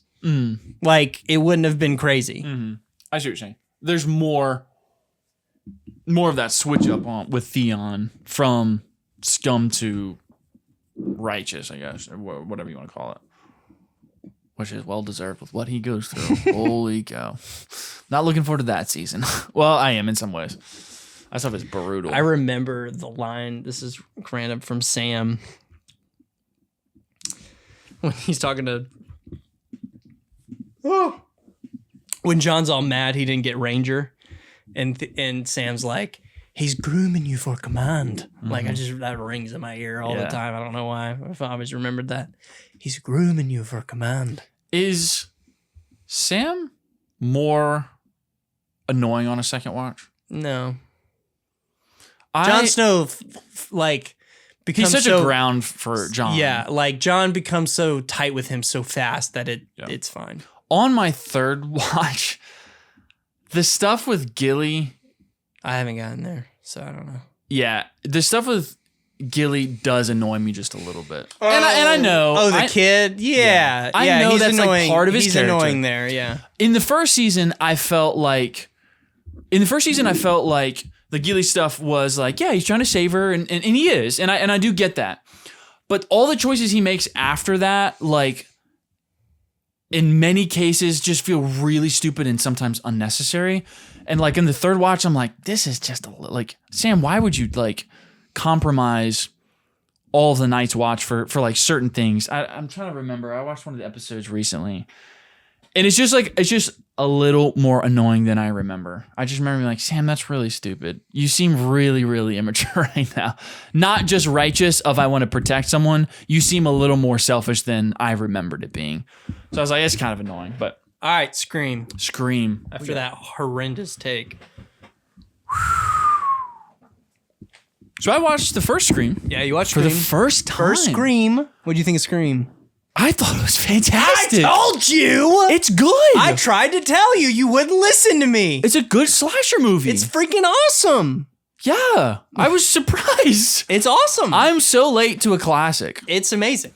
I thought... will it become a yearly rewatch? Absolutely. Yes. I literally watched it and I told Audrey, I said, I can see watching this every October and I would enjoy the frick out of it. It's really good. Stu Macher's awesome in that movie. He's such a great part. Yeah, everybody's awesome. Did you see the twist coming? No. Yes! I didn't see it. I didn't either. So I knew... You suspect Billy the whole time. Yes. There's little moments where he's like... You know, he's just being a little creepy. And then there's a couple times where I'm like, you know what? Maybe he's not. Maybe he's not. When it stabs him, I'm like sold that it's Stu. Like I'm like, oh no. Oh, it's Stu. I'm like, oh crap. It's not. You suspect it. But when you notice... The fact that you don't think it's both of them. Yes. That's what's wild. Yes. Like... Because when Stu leaves and he's like, I'll be right back. Ooh, I'm like... That's a little weird, but I don't think so. Because I'm still suspecting Billy. I'm like, there's got to be something going on there. But yeah, in that quick moment, I'm like, oh shoot. But when you realize it's both of them, oh, that's such a great reveal. When he comes up onto Billy's like shoulder, oh, it's amazing. The third act in that movie is great. It's really, really good. Like, dude, I just want to talk about Scream. I want to talk about that first freaking setup. Just with after the first victim dies. Oh, Drew Barrymore? Yeah, and they're all standing outside the high school talking, and they're like, it could be you, it could be you. I'm like, bro, I don't know who to trust. Yeah. It was so good. What did you think? I killed it? Yeah. You know, just being kind of crazy and goofy. And like, you know, it's going to be somebody. Frick. I could be anybody. Like, I don't even know. Mm-hmm. Could be any of these people. Yeah. And it's clever for Billy's... It's clever for Billy's character, that actor's performance, to be kind of subtle, to be like both caring, but both kind of creepy. So it's a easy person to kind of lock onto, to kind of wonder. And then for Stu to kind of come in and it be two people. Oh, that's just so genius. Like, it's fun though. Like I didn't know if I would like it because I'm not a huge horror fan and I'm not like, I don't really want to watch slashers. Like, it's just not my cup of tea. But like, it's kind of fun. It's kind of campy. I'm kind of liking it. It feels more in the realm with Scooby-Doo than I would have been surprised. Yeah. You know, like it feels like it could be a Scooby-Doo story. Yeah. Take out some of the blood and gore and it's just kind of like a murder mystery. Like, yeah. But it's campy and it's kind of fun. But the third act is what really locks it in. Is like, oh, this is a great movie. The twist is so good. And oh my gosh, Matthew Lillard's performance is so deranged. You, Quentin Tarantino. Absolutely. You are insane for that take. Yeah. You're crazy. When you don't have a movie that is as good as Scream, I'm just kidding, but doesn't have the cultural impact that Scream does, you don't get to talk. Go suck on some toes. Dude, you know what we should have him do? We should this is what should happen publicly. No, we should have Matthew Lillard accept an Oscar for something. An honorary Oscar? And then Quentin Tarantino should have to go up and lick his feet. Just Give it a good old sucky suck. Yeah. Thank you. Thank you, Matt. Thank you, Matthew. Yep. For your performance in Scream. And then suck them toes. To completion. Those little piggies. Oh. I'd watch that Oscars. Oh my gosh. I just made the Oscars $1 million. $1 million. You patent that idea. Oh my gosh. When they're like, Stu, what's your motive? He goes, peer pressure. I'm sensitive. So good. You're gonna tell my mom so and dad? good. They're gonna my be God. so mad at me. Oh, it's so great. I mean, just like Matthew Lillard's performance when he's like, "Whew, you really cut me, Billy. Yeah. I'm getting lightheaded." All that stuff is so good. Like, he just sells it so well. And I just like, I've heard you talk about it, and I'm like, yeah, I mean, I'm sure Matthew Lillard, I love him. You know, he's fun. But he sells it so well. He's so awesome. Deranged and so psychotic, and I love it. It's so good. Yeah, I was pleasantly surprised. I really want to watch 2 and 3. Yeah, I think you should watch them all, to be honest. I probably will just kind of crank through them. I want to watch specifically 2 and 3 because I'm like, from what I have like seen and kind of like to kind of know how that story progresses going into Scream 7. 2 and 3 is very much sequels, and like I'm kind of now excited to see what happens with those characters. And just a little bit that I know, I obviously kind of know how they end, but I just want to see how it plays out. So I'm excited because I'm like, maybe that's a good horror trilogy. I don't know. You don't think so? I think some of the newer ones are stronger. So 2 is good. 2 is fun. Mm-hmm. I kind of think the reveal is kind of lame in 2. I'm trying to remember who it is in 2. Because I watched 2? I watched the catch up. So like that's why I said I know how it ends, but I want to see. Well, I won't tell you, but I'll just say like I think the reveal is kind of lackluster. I think it's kind of obvious. Yeah. And then the motives don't really make sense. It gets muddy with like everybody's related. And yeah. Like, and then 3 is kind of they jump the shark a little bit, but it's still campy and fun at the same time. Yeah. So there's the 3 are fun. I think it's fine, but I do think like 4 is the best, like, to me, in the trilogy, 4 is the best example of, frick. So 4 and 5. 4 and 5 genuinely have good twists. Like, the killer reveals are actually very good. Yeah. And you don't see them coming, in my opinion. Like, 4 had me like, what? 4 shocked me. I had like, people, 4, 5, and in those movies, there are people that you clear. You're like, oh, this person's good. And it's like them. So that's why I think those are really good. Like, it really shocked me. Yeah. And then, yeah. So I think those are really 4, 5, and then the 6 is New York. And like the reveal's not that great, but it's the Ghostface mask that's really like decrepit and cracked. So it's freaking cool. Sick. Yeah. And there's like some scenes, dude. Oh my gosh, there's a scene on a train where they're all on the train in New York. And I might have seen this scene. It's Halloween and people are dressed as everybody's Ghostface, dressed up. But there's a ghost face that's like looking at them, and then it like hits a tunnel, it gets dark, and then it comes back up and he's closer. Yeah. And oh my gosh. But there's all the people. Yeah, I think it's I've seen so great. Clips of that. It's incredible. But yeah, I've really liked the franchise. It's my favorite horror franchise. I've only watched one, but I think it's a strong contender just because of how good Scream is. And I was trying to tell people, like, Scream's kind of meta in a lot of ways. It knows what it is. It knows what it is, and it's like kind of like flipping the genre on its head. And everyone thinks I'm talking about Scary Movie when I'm pitching it. I'm like, I'm not talking about Scary Movie. No. I'm talking about this. Like, it's a horror movie, but it's meta. It's self-aware. It's funny. Absolutely. And they're like all the dialogue with Scary Movies. Yeah. You know, this is what always happens. You have to be careful. Like, yeah, it's very meta.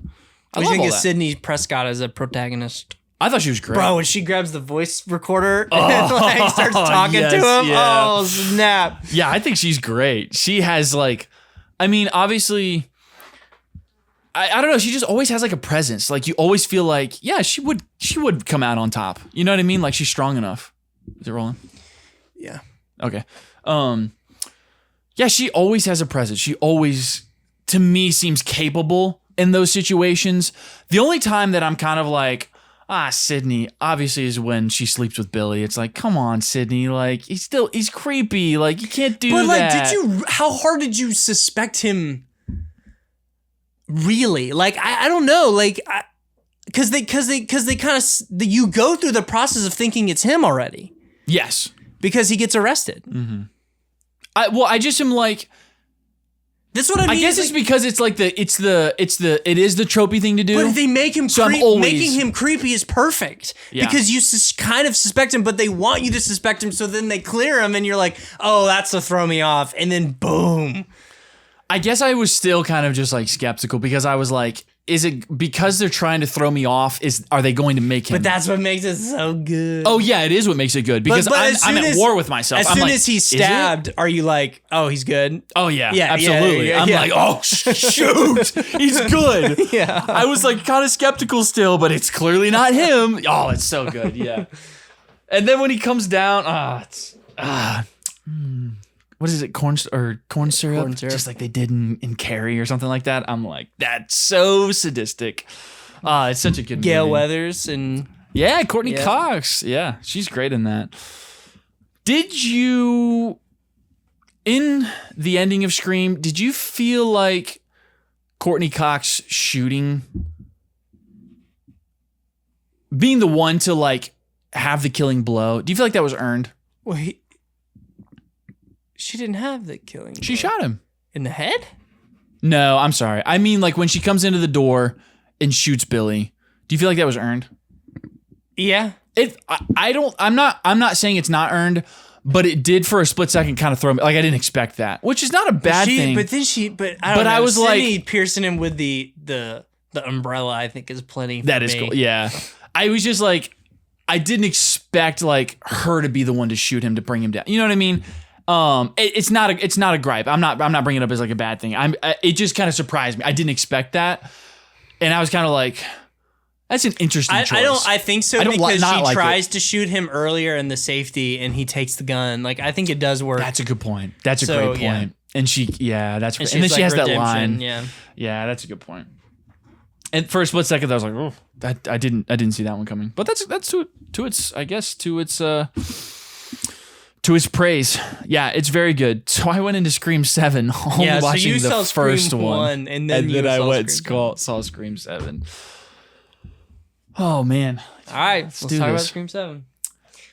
You want to hear what I think? Oh, never mind. No, go ahead. You have a text on your phone from your wife. That's as if you're done shooting. Oh, it's fine. Okay. It's fine. Scream 7. Scream 7 sucks. Booty cheeks. Oh my gosh, Christian. It's probably the biggest fumble I think I've seen in film. Biggest fumble. Way. Biggest fumble. There's no way it's the biggest fumble. Fan four stick exists. They had, okay, so picture me, right? I've seen Scream 1, and I have actually, I guess maybe some light spoilers here, okay? I've watched Scream 1. I think so highly of Stu Macher. I'm like, this is awesome. This guy's so great. Now, I haven't seen the other movies, but I'm pretty sure he's not in any of them, right? So I'm thinking, going into this one, they have the opportunity to bring back the coolest character from the first one. This is going to be awesome. And then they give us the AI bullcrap that is Scream 7 and absolutely fumbled what could have been the coolest reveal post the first one in the entire franchise. And what they give us in the end is the most disappointing, lackluster pile of garbage. I couldn't have imagined it being that bad, in my opinion. Oh, I agree. While there are some cool moments in the overall movie, I do think there's some cool scenes. There's some cool kills, if you want to call it that way. But it is the most disappointing ending. I'm kind of confused at how badly they wrote it. Like, yeah. How could you have fumbled this that bad? And specifically Stu Macher. Have to fire the star of the new trilogy. Do it because then. No, they did. Wait, what do you mean? Oh, you know that's context stuff? I don't know. Yeah, I'll tell you about it later. But okay. Yeah, one of the main stars said some stuff on the internet, got fired. Oh, so they were trying to probably like pull it together. Here's the thing, though. If you're trying to pull it together and you're going to bring in Stu, so you had the opportunity to do something so amazing and you did not. Let me give my take on this. Scream 7. This is my thoughts on Scream 7. I think I gave the movie a 5 out of 10, I think. I give it a 4 out of 10. So this is why. Because I think the first half of the movie is good. Yeah. I think the setup is great. I think they crashed that plane so bad they flew it straight into the ground. Oh my no gosh, landing gear. Nope. No attempt to pull up. Nope. Just straight in the crash of a fire, like just a fiery plane crash, bro. Just a steaming pile of crap. They genuinely set up the movie well. Yeah. In an interesting way. Oh, absolutely, yeah. And I thought the first half of the movie was kind of sweet. Mm-hmm. And then it fell off a cliff. Like, hard once I started figuring out that they were literally going to do it as AI. Yeah. And that was pissing me off. I remember I watched the trailer and there's the line where she gets a call and she's like, you're some other creep hiding behind a phone. And he's like, oh, I'm not hiding this time, Sydney. Or something like that. And I'm like, oh, that's really cool. Yeah. Like, it's going to be someone that she knows or from her past. Like, you're going to play around with that. But they immediately give us the FaceTime call with Stu. No, and I thought that was peak. I hated that. No, listen, I thought that was sick because you always, you always spend the entire movie not knowing who Ghostface is. So I genuinely thought it would have been cool if you knew Matthew Lillard was Ghostface going after her the entire time. I thought that would have been a unique twist, but that only works if it's actually Matthew Lillard, and it wasn't. So that's why I thought it was lame. Yeah. I did not think you should go the whole movie and then it's revealed it's Stu, because then you would never see Stu. So I thought literally the fact that like you could see the opportunity to have him like approach her at the coffee shop or like stuff like that.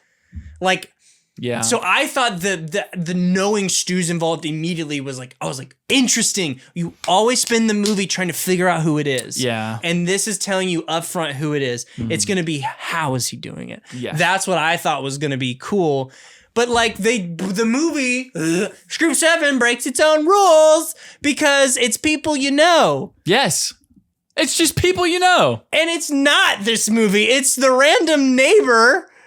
And then some random guys from a mental institution that we spent 3 minutes with? What? By the way, when I say there's a specific point the movie falls off, I'm naming it right now. It's the moment we meet that guy, because it is so obvious that guy is involved. It's like immediately you have to be an idiot if you do not piece together, oh, this guy is the only guy holding this Matthew Lillard's Elijah stories together. If this guy is not here right now, then literally they would have no proof or evidence that he's alive. So this guy's clearly lying to them right now. So when he took his mask off, I'm like, whoop-de-freaking-do. I knew. I was shocked that it was her neighbor because she's in 2 scenes in the entire movie. Why would we suspect her? I would have rather have been Mark. I would have rather it have been her husband. I would have rather it just been Sydney. I don't know how that would work. Like, I just don't. Oh my gosh, too. And oh my gosh, I thought it's going to work. When he says Stu and that Ghostface walks in, I'm like, oh, they are just actually going to do it. Great. And then she takes it off. And I'm like, well, that's a load of bull crap. It just doesn't make any sense. It's the worst reveal. It's the worst reveal. It's the most unsatisfying reveal in the entire franchise. So I initially thought, because my theater experience was so good because everyone was cheering and hooting and hollering, and we were when Ghostface gets hit by the car and Gail Weather walked out of the car, everybody screamed and cheered and stood up. Yeah, people stood up. Really? Yes. People didn't mind. Yeah, like they clapped in mine. That was sick. Like it was fun, and my experience was fun, and I think a lot of the sequences are fun, but like the context around. It is laughable when they're like, she's like, you killed your son, and she's like, too much of his dad in him. What the frick? Too much of his What? dad That's in him. not a reason. Like, that's not enough of a reason to be insane. The kid is not giving off that he's abusive. Or No, like, he's just not giving like, off, just I want to start a crime podcast. Such a yeah, about that. We didn't have a reason. So we did that to no reason at all.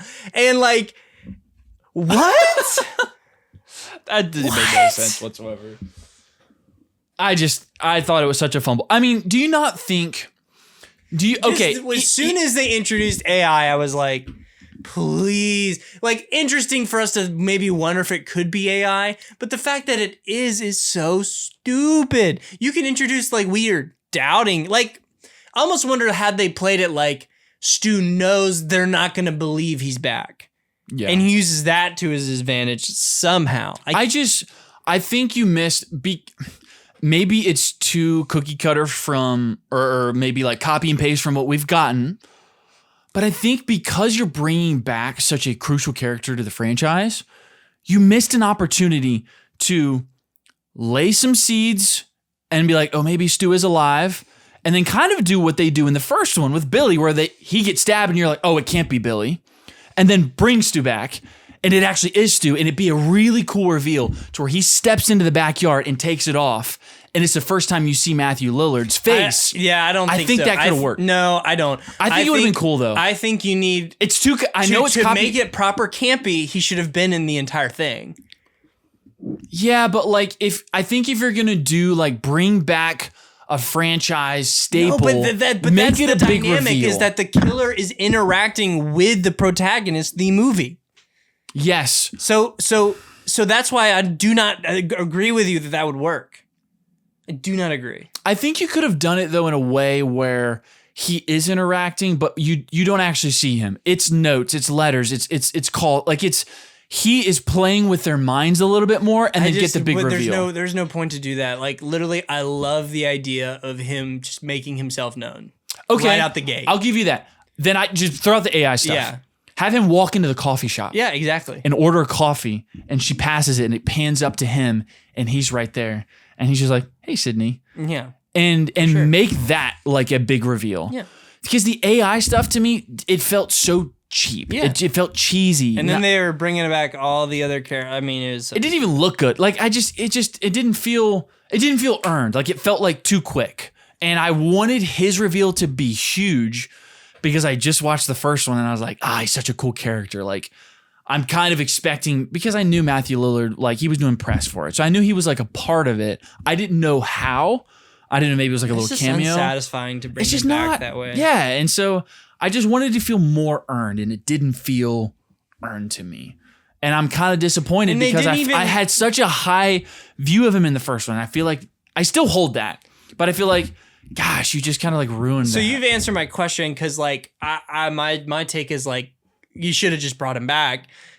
Because people, you should have, absolutely. Yeah. Okay, my question is like, should they have actually just brought Stumacher back? Absolutely, and I agree. I think instead of should not have been the neighbor. Absolutely, should have brought him back. He should have been the face, and it should have been the twist on the story. That is, we usually don't know who Ghostface is, and we're spending so much time looking at our friends.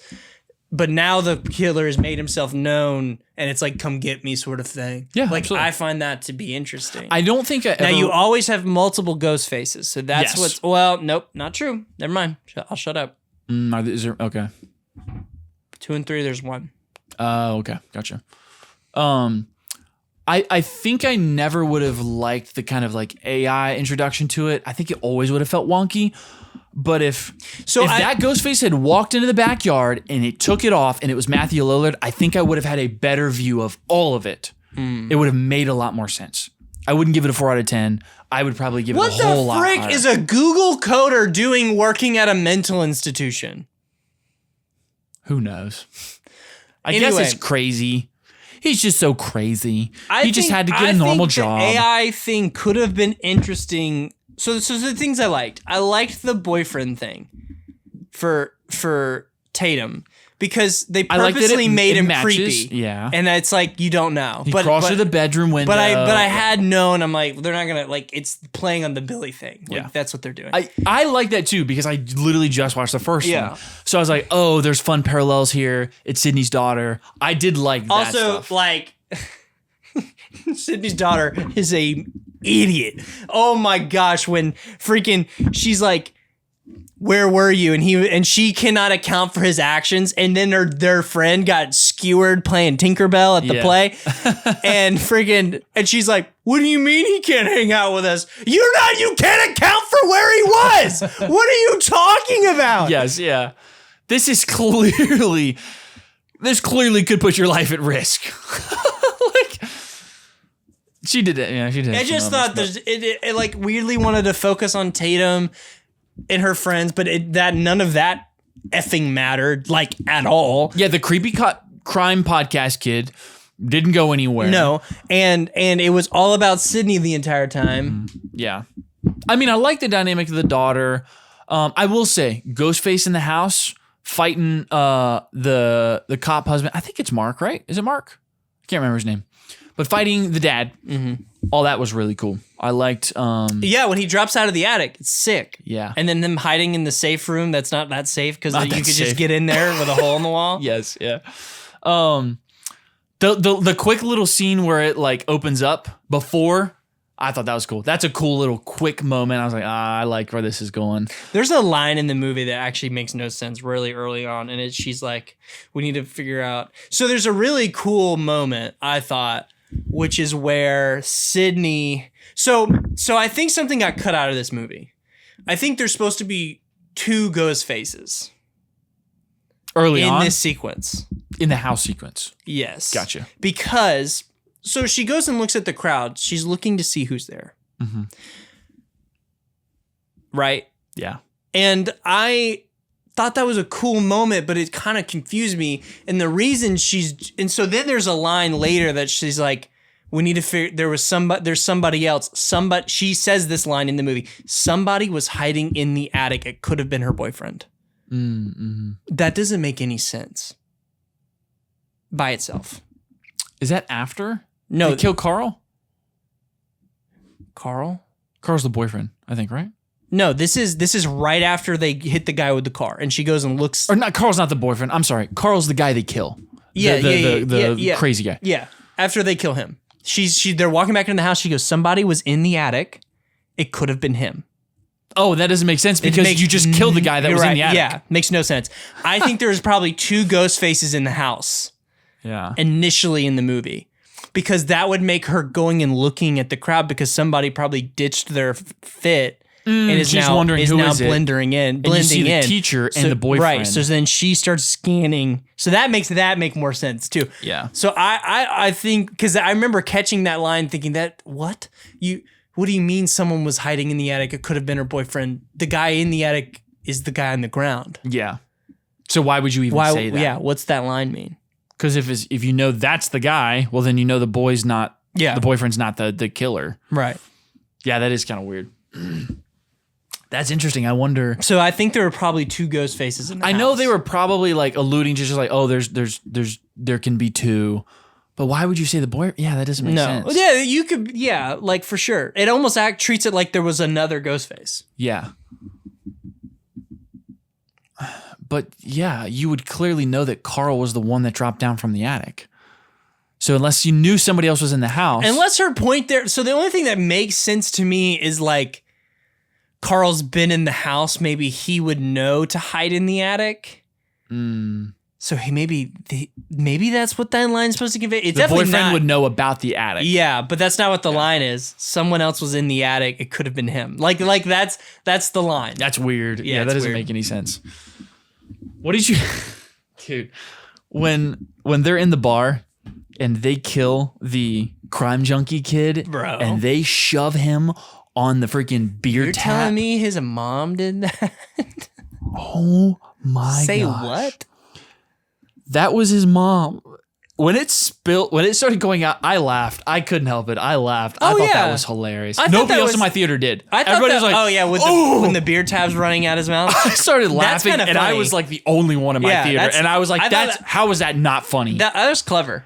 I thought that was so clever. Yeah. But nobody in my theater, I think they were all just shocked, which I was too. It's so hilarious. You have Ghostface attacking that girl, throwing her into things, she's throwing things. Yes. And then you have the kids outside, right outside the kitchen.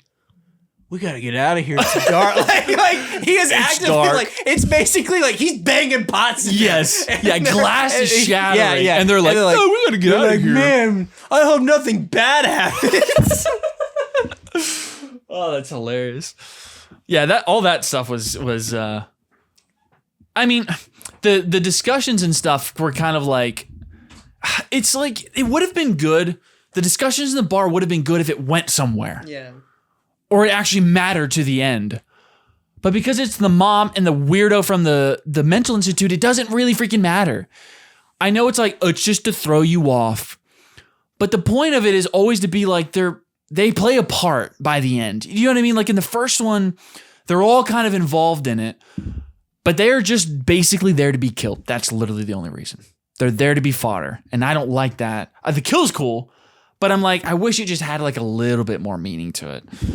The stuff in the coffee shop I did like. Oh yeah. All the coffee shop stuff was crazy. I kind of knew that there could be two. How did he know the code to the door? She knew the code. Why?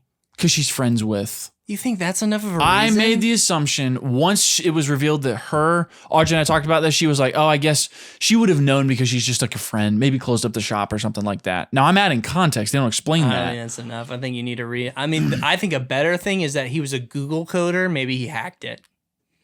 Yeah, but they don't even explain that. So I know. Yeah, either way, you have to add. Yeah, they don't explain it anyways. I guess I was just like, oh, maybe because they're friends, she would know the code.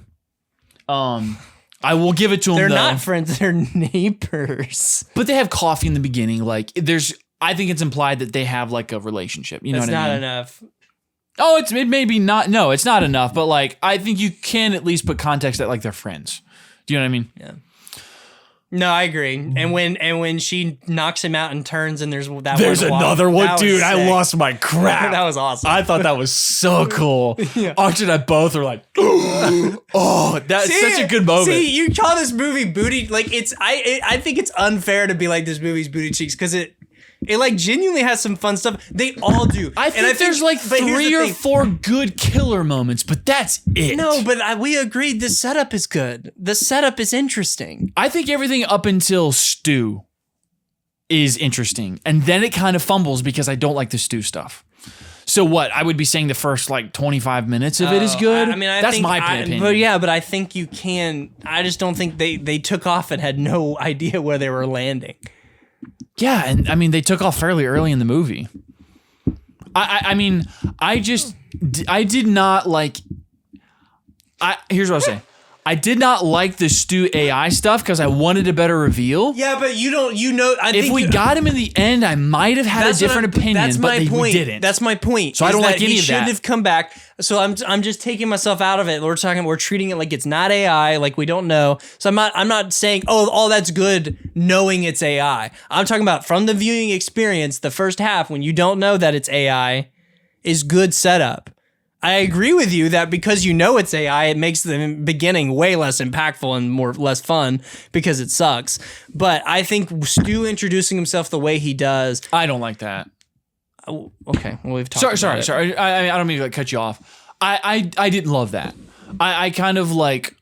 I just wanted Stu to have a more presence, and I felt like just the FaceTime calls was not enough for me. And I agree. Okay. That's why I'm saying that first call I thought was cool in front of the high school. And then beyond that, it's obvious because he's not talking as Ghostface. Mm-hmm. So you're like, okay, well, it's definitely not Matt when he's not talking. And then you have the second phone call, which solidifies him like he's only going to appear on the phone. Yeah. But that's what I'm saying. It's like the setup, I think, is interesting. And if he ended up actually being in the movie, it would have been good. Yeah. I guess I was which just is more your defending point. Why I kind of think it's booty cheeks. No, I know, but which is your point? That had he been the guy to pull off his mask at the end, it would have at least made a little bit of it better. Yeah, absolutely. So I think I it's wouldn't like have thought it was first booty half of the cheeks. movie is fine, and then the back half is just awful, like a fiery plane crash. And let's talk about Sydney Prescott. You're the Scream Queen. We get Scream it. Queen. You are the GOAT. Yep. But in what universe is it faster to start running when instead of going inside and getting car keys? Gail isn't in the rest of the movie Yes, yeah. from that point. Just get the car Right? keys. She comes in at the end. No. She doesn't. Yeah, she comes in at like the very end. They have like that little dialogue. They do? Yeah, remember Sydney looks at her and says like, I don't trust anyone, but I trust you. Whatever. Yeah. But the fact that I thought when she jiggled that door and just took off running, I'm like, oh, it must be like a street over. Wrong. No. It's too far She's to run. FaceTiming on a main road. Yeah, like what the frick? In what universe is that going to be faster than running inside to get your getting freaking the car keys? That's so wild. Yeah, that's a great point. And like Gail, like Sydney, she must have died. Like, what do you mean? Go out. I can only. Hey, Gail, I'm pretty sure she's outside. She's just outside. She walked out the door. I'm You watched her walk fairly out. certain she's outside. Yes. Oh man, But yeah, shooting him through the wall was cool. that was cool. Yeah, I mean, I did see the trailer, so I knew that moment was happening. But it's still cool to see. I liked all the stuff in the house. I really liked Yeah, with him like. yeah. That was Kind of listening and kind of. I guess I'm. Well, I guess he kind of heard them moving, maybe. Yeah. So yeah. At first, I was like, "How would you just know to do that?" Like most houses don't have that. Like, but he heard them shuffling. Yeah, I'd be terrified. So you have ghost faces that just lit a house on fire. Dude, I'd be terrified to lock myself in a house. I think he should have started trying to torch the house, and that's why they left the panic room. Yeah. Because I'm like thinking like that's a lot. I mean, like this guy's already proven that he's willing to burn a house down. So Yeah. I would be terrified to wonder how lock myself protected in you a would- box. Not at all. It'd get It's hot. It would get hot. You'd probably but suffocate. what was it? Well, those safe rooms have built-in AC systems and all of that, so you'd start suffocating. but yeah, maybe we would know. I think you would probably still die in a house fire. I would think so. It would also get really hot in there, and I feel like long exposure to really, really hot, like your body would start to really struggle. So that's like a thing in safes because they're like safes are fireproof. Yeah. And if a house fire happened, the heat, they're fireproof, but the temperature it would get in the safe would destroy once it's open and exposed to air, would destroy Most things. in yeah. there. So like So if that's you're like what- holding cash or something like that in Yeah. a safe, it would probably just go up. It wouldn't be. It's not as fireproof as people think because it superheats in there Yeah. with no oxygen and airflow a lot of the time, and then it gets exposed to. I forget what happens with the heat there, but it gets exposed to air and it would just degrade immediately. Yeah, I mean it's not as it's just not as safe as people think. I don't think it degrades immediately, but it's not as protected technically. Like if your entire house were to burn down and that would be the only thing left standing is more so what I'm talking about. Yeah. But in a safe room, I would feel like you would suffocate at some point. Like if systems I get fail. it, they had to do it, but I think you should Yeah. have started pouring gasoline on the ground or something like that. And she's then looking they're at like, the camera footage. We gotta She's like, we gotta here. get out of here. Yeah. That'd be cool. Yeah. And then he kind of hears him. And can you imagine it? He does light it on fire and they're crawling through trying to get out quickly, That could be intense. Or he starts a fire just to smoke them out in the walls. They start Mm-hmm. coughing. And then just with flames behind him. The scene in the first house when they burned down Stu's house, that was a cool moment. When he's walking out. Yeah. That's a great shot. that shot, but also just that sequence. I just if it had actually been Stu and Stu was the one that burned down that house, I just feel like it would have paid off so many moments throughout the movie so much better. Yeah. Agreed. Stu goes back and burns it down. He's got, you know what I mean? Just kind of mean, out of yeah. I don't know. I just would have liked that. What more. if like he pulled the face mask off and he's like, oh, it's a sensor, and then the second time what if this would have happened and he was like, oh, I forgot about that. That's a good moment. Yeah, too. and then he was like, it moved, and then they pull the mask off again and it's Stu there. Would you like that as his initial reveal? I wanted a pop. I wanted a pop reveal because it's either the mask comes off and that's the pop, or something just to bring him back in like just a triumphant way of like Stu is in this movie, not like pop up on a FaceTime. Hey, Sydney, I just didn't like it. Maybe it's my preference. I just understand. Didn't like you would have liked so it if he had actually been in the movie, though. Yes, that's my just entire give point. me I'm a dissociating the fact that he wasn't. So I'm Yeah. taking, if you took this first half and you never had the resolution, I think the first half is probably good. Yeah, it would be a lot better. I just think it was such a great opportunity to pay off a huge character in a beloved horror franchise, and I think they fumbled it with Stu. How great were some of the shots with Ghostface, like In the background? oh my gosh, the shot with Mark in the garage where the plastic Just whips back. and Dude, that was money. And then the shot at Stu's house in the dark. That was money too. It just feels like they knew what a lot of people loved about the Scream movies, the crazy kills, the good imagery, a lot of good shots, but they just didn't know how to pay off the story and bring back an old character. They just didn't do it well. And it ended up being a very lackluster reveal. I mean, I haven't seen a lot of the other ones, so I'm not going to really compare it because the one is so good, but like it's really disappointing. So yeah, I don't know. I mean, I stand by 4 out of 10. I think it's like, I don't think you'll be I think, in my opinion, you're going to watch the other Scream movies and be like, this is kind of on par with those. No, you're going to be like, this is probably, I think this is definitely the worst one for sure. But I think that you will be like, because the other ones aren't, I mean, I think I'll like the other ones more. the first Scream is a 10 out of 10. Yeah, it's pretty fantastic. I think the most any of them other ones are getting is an 8.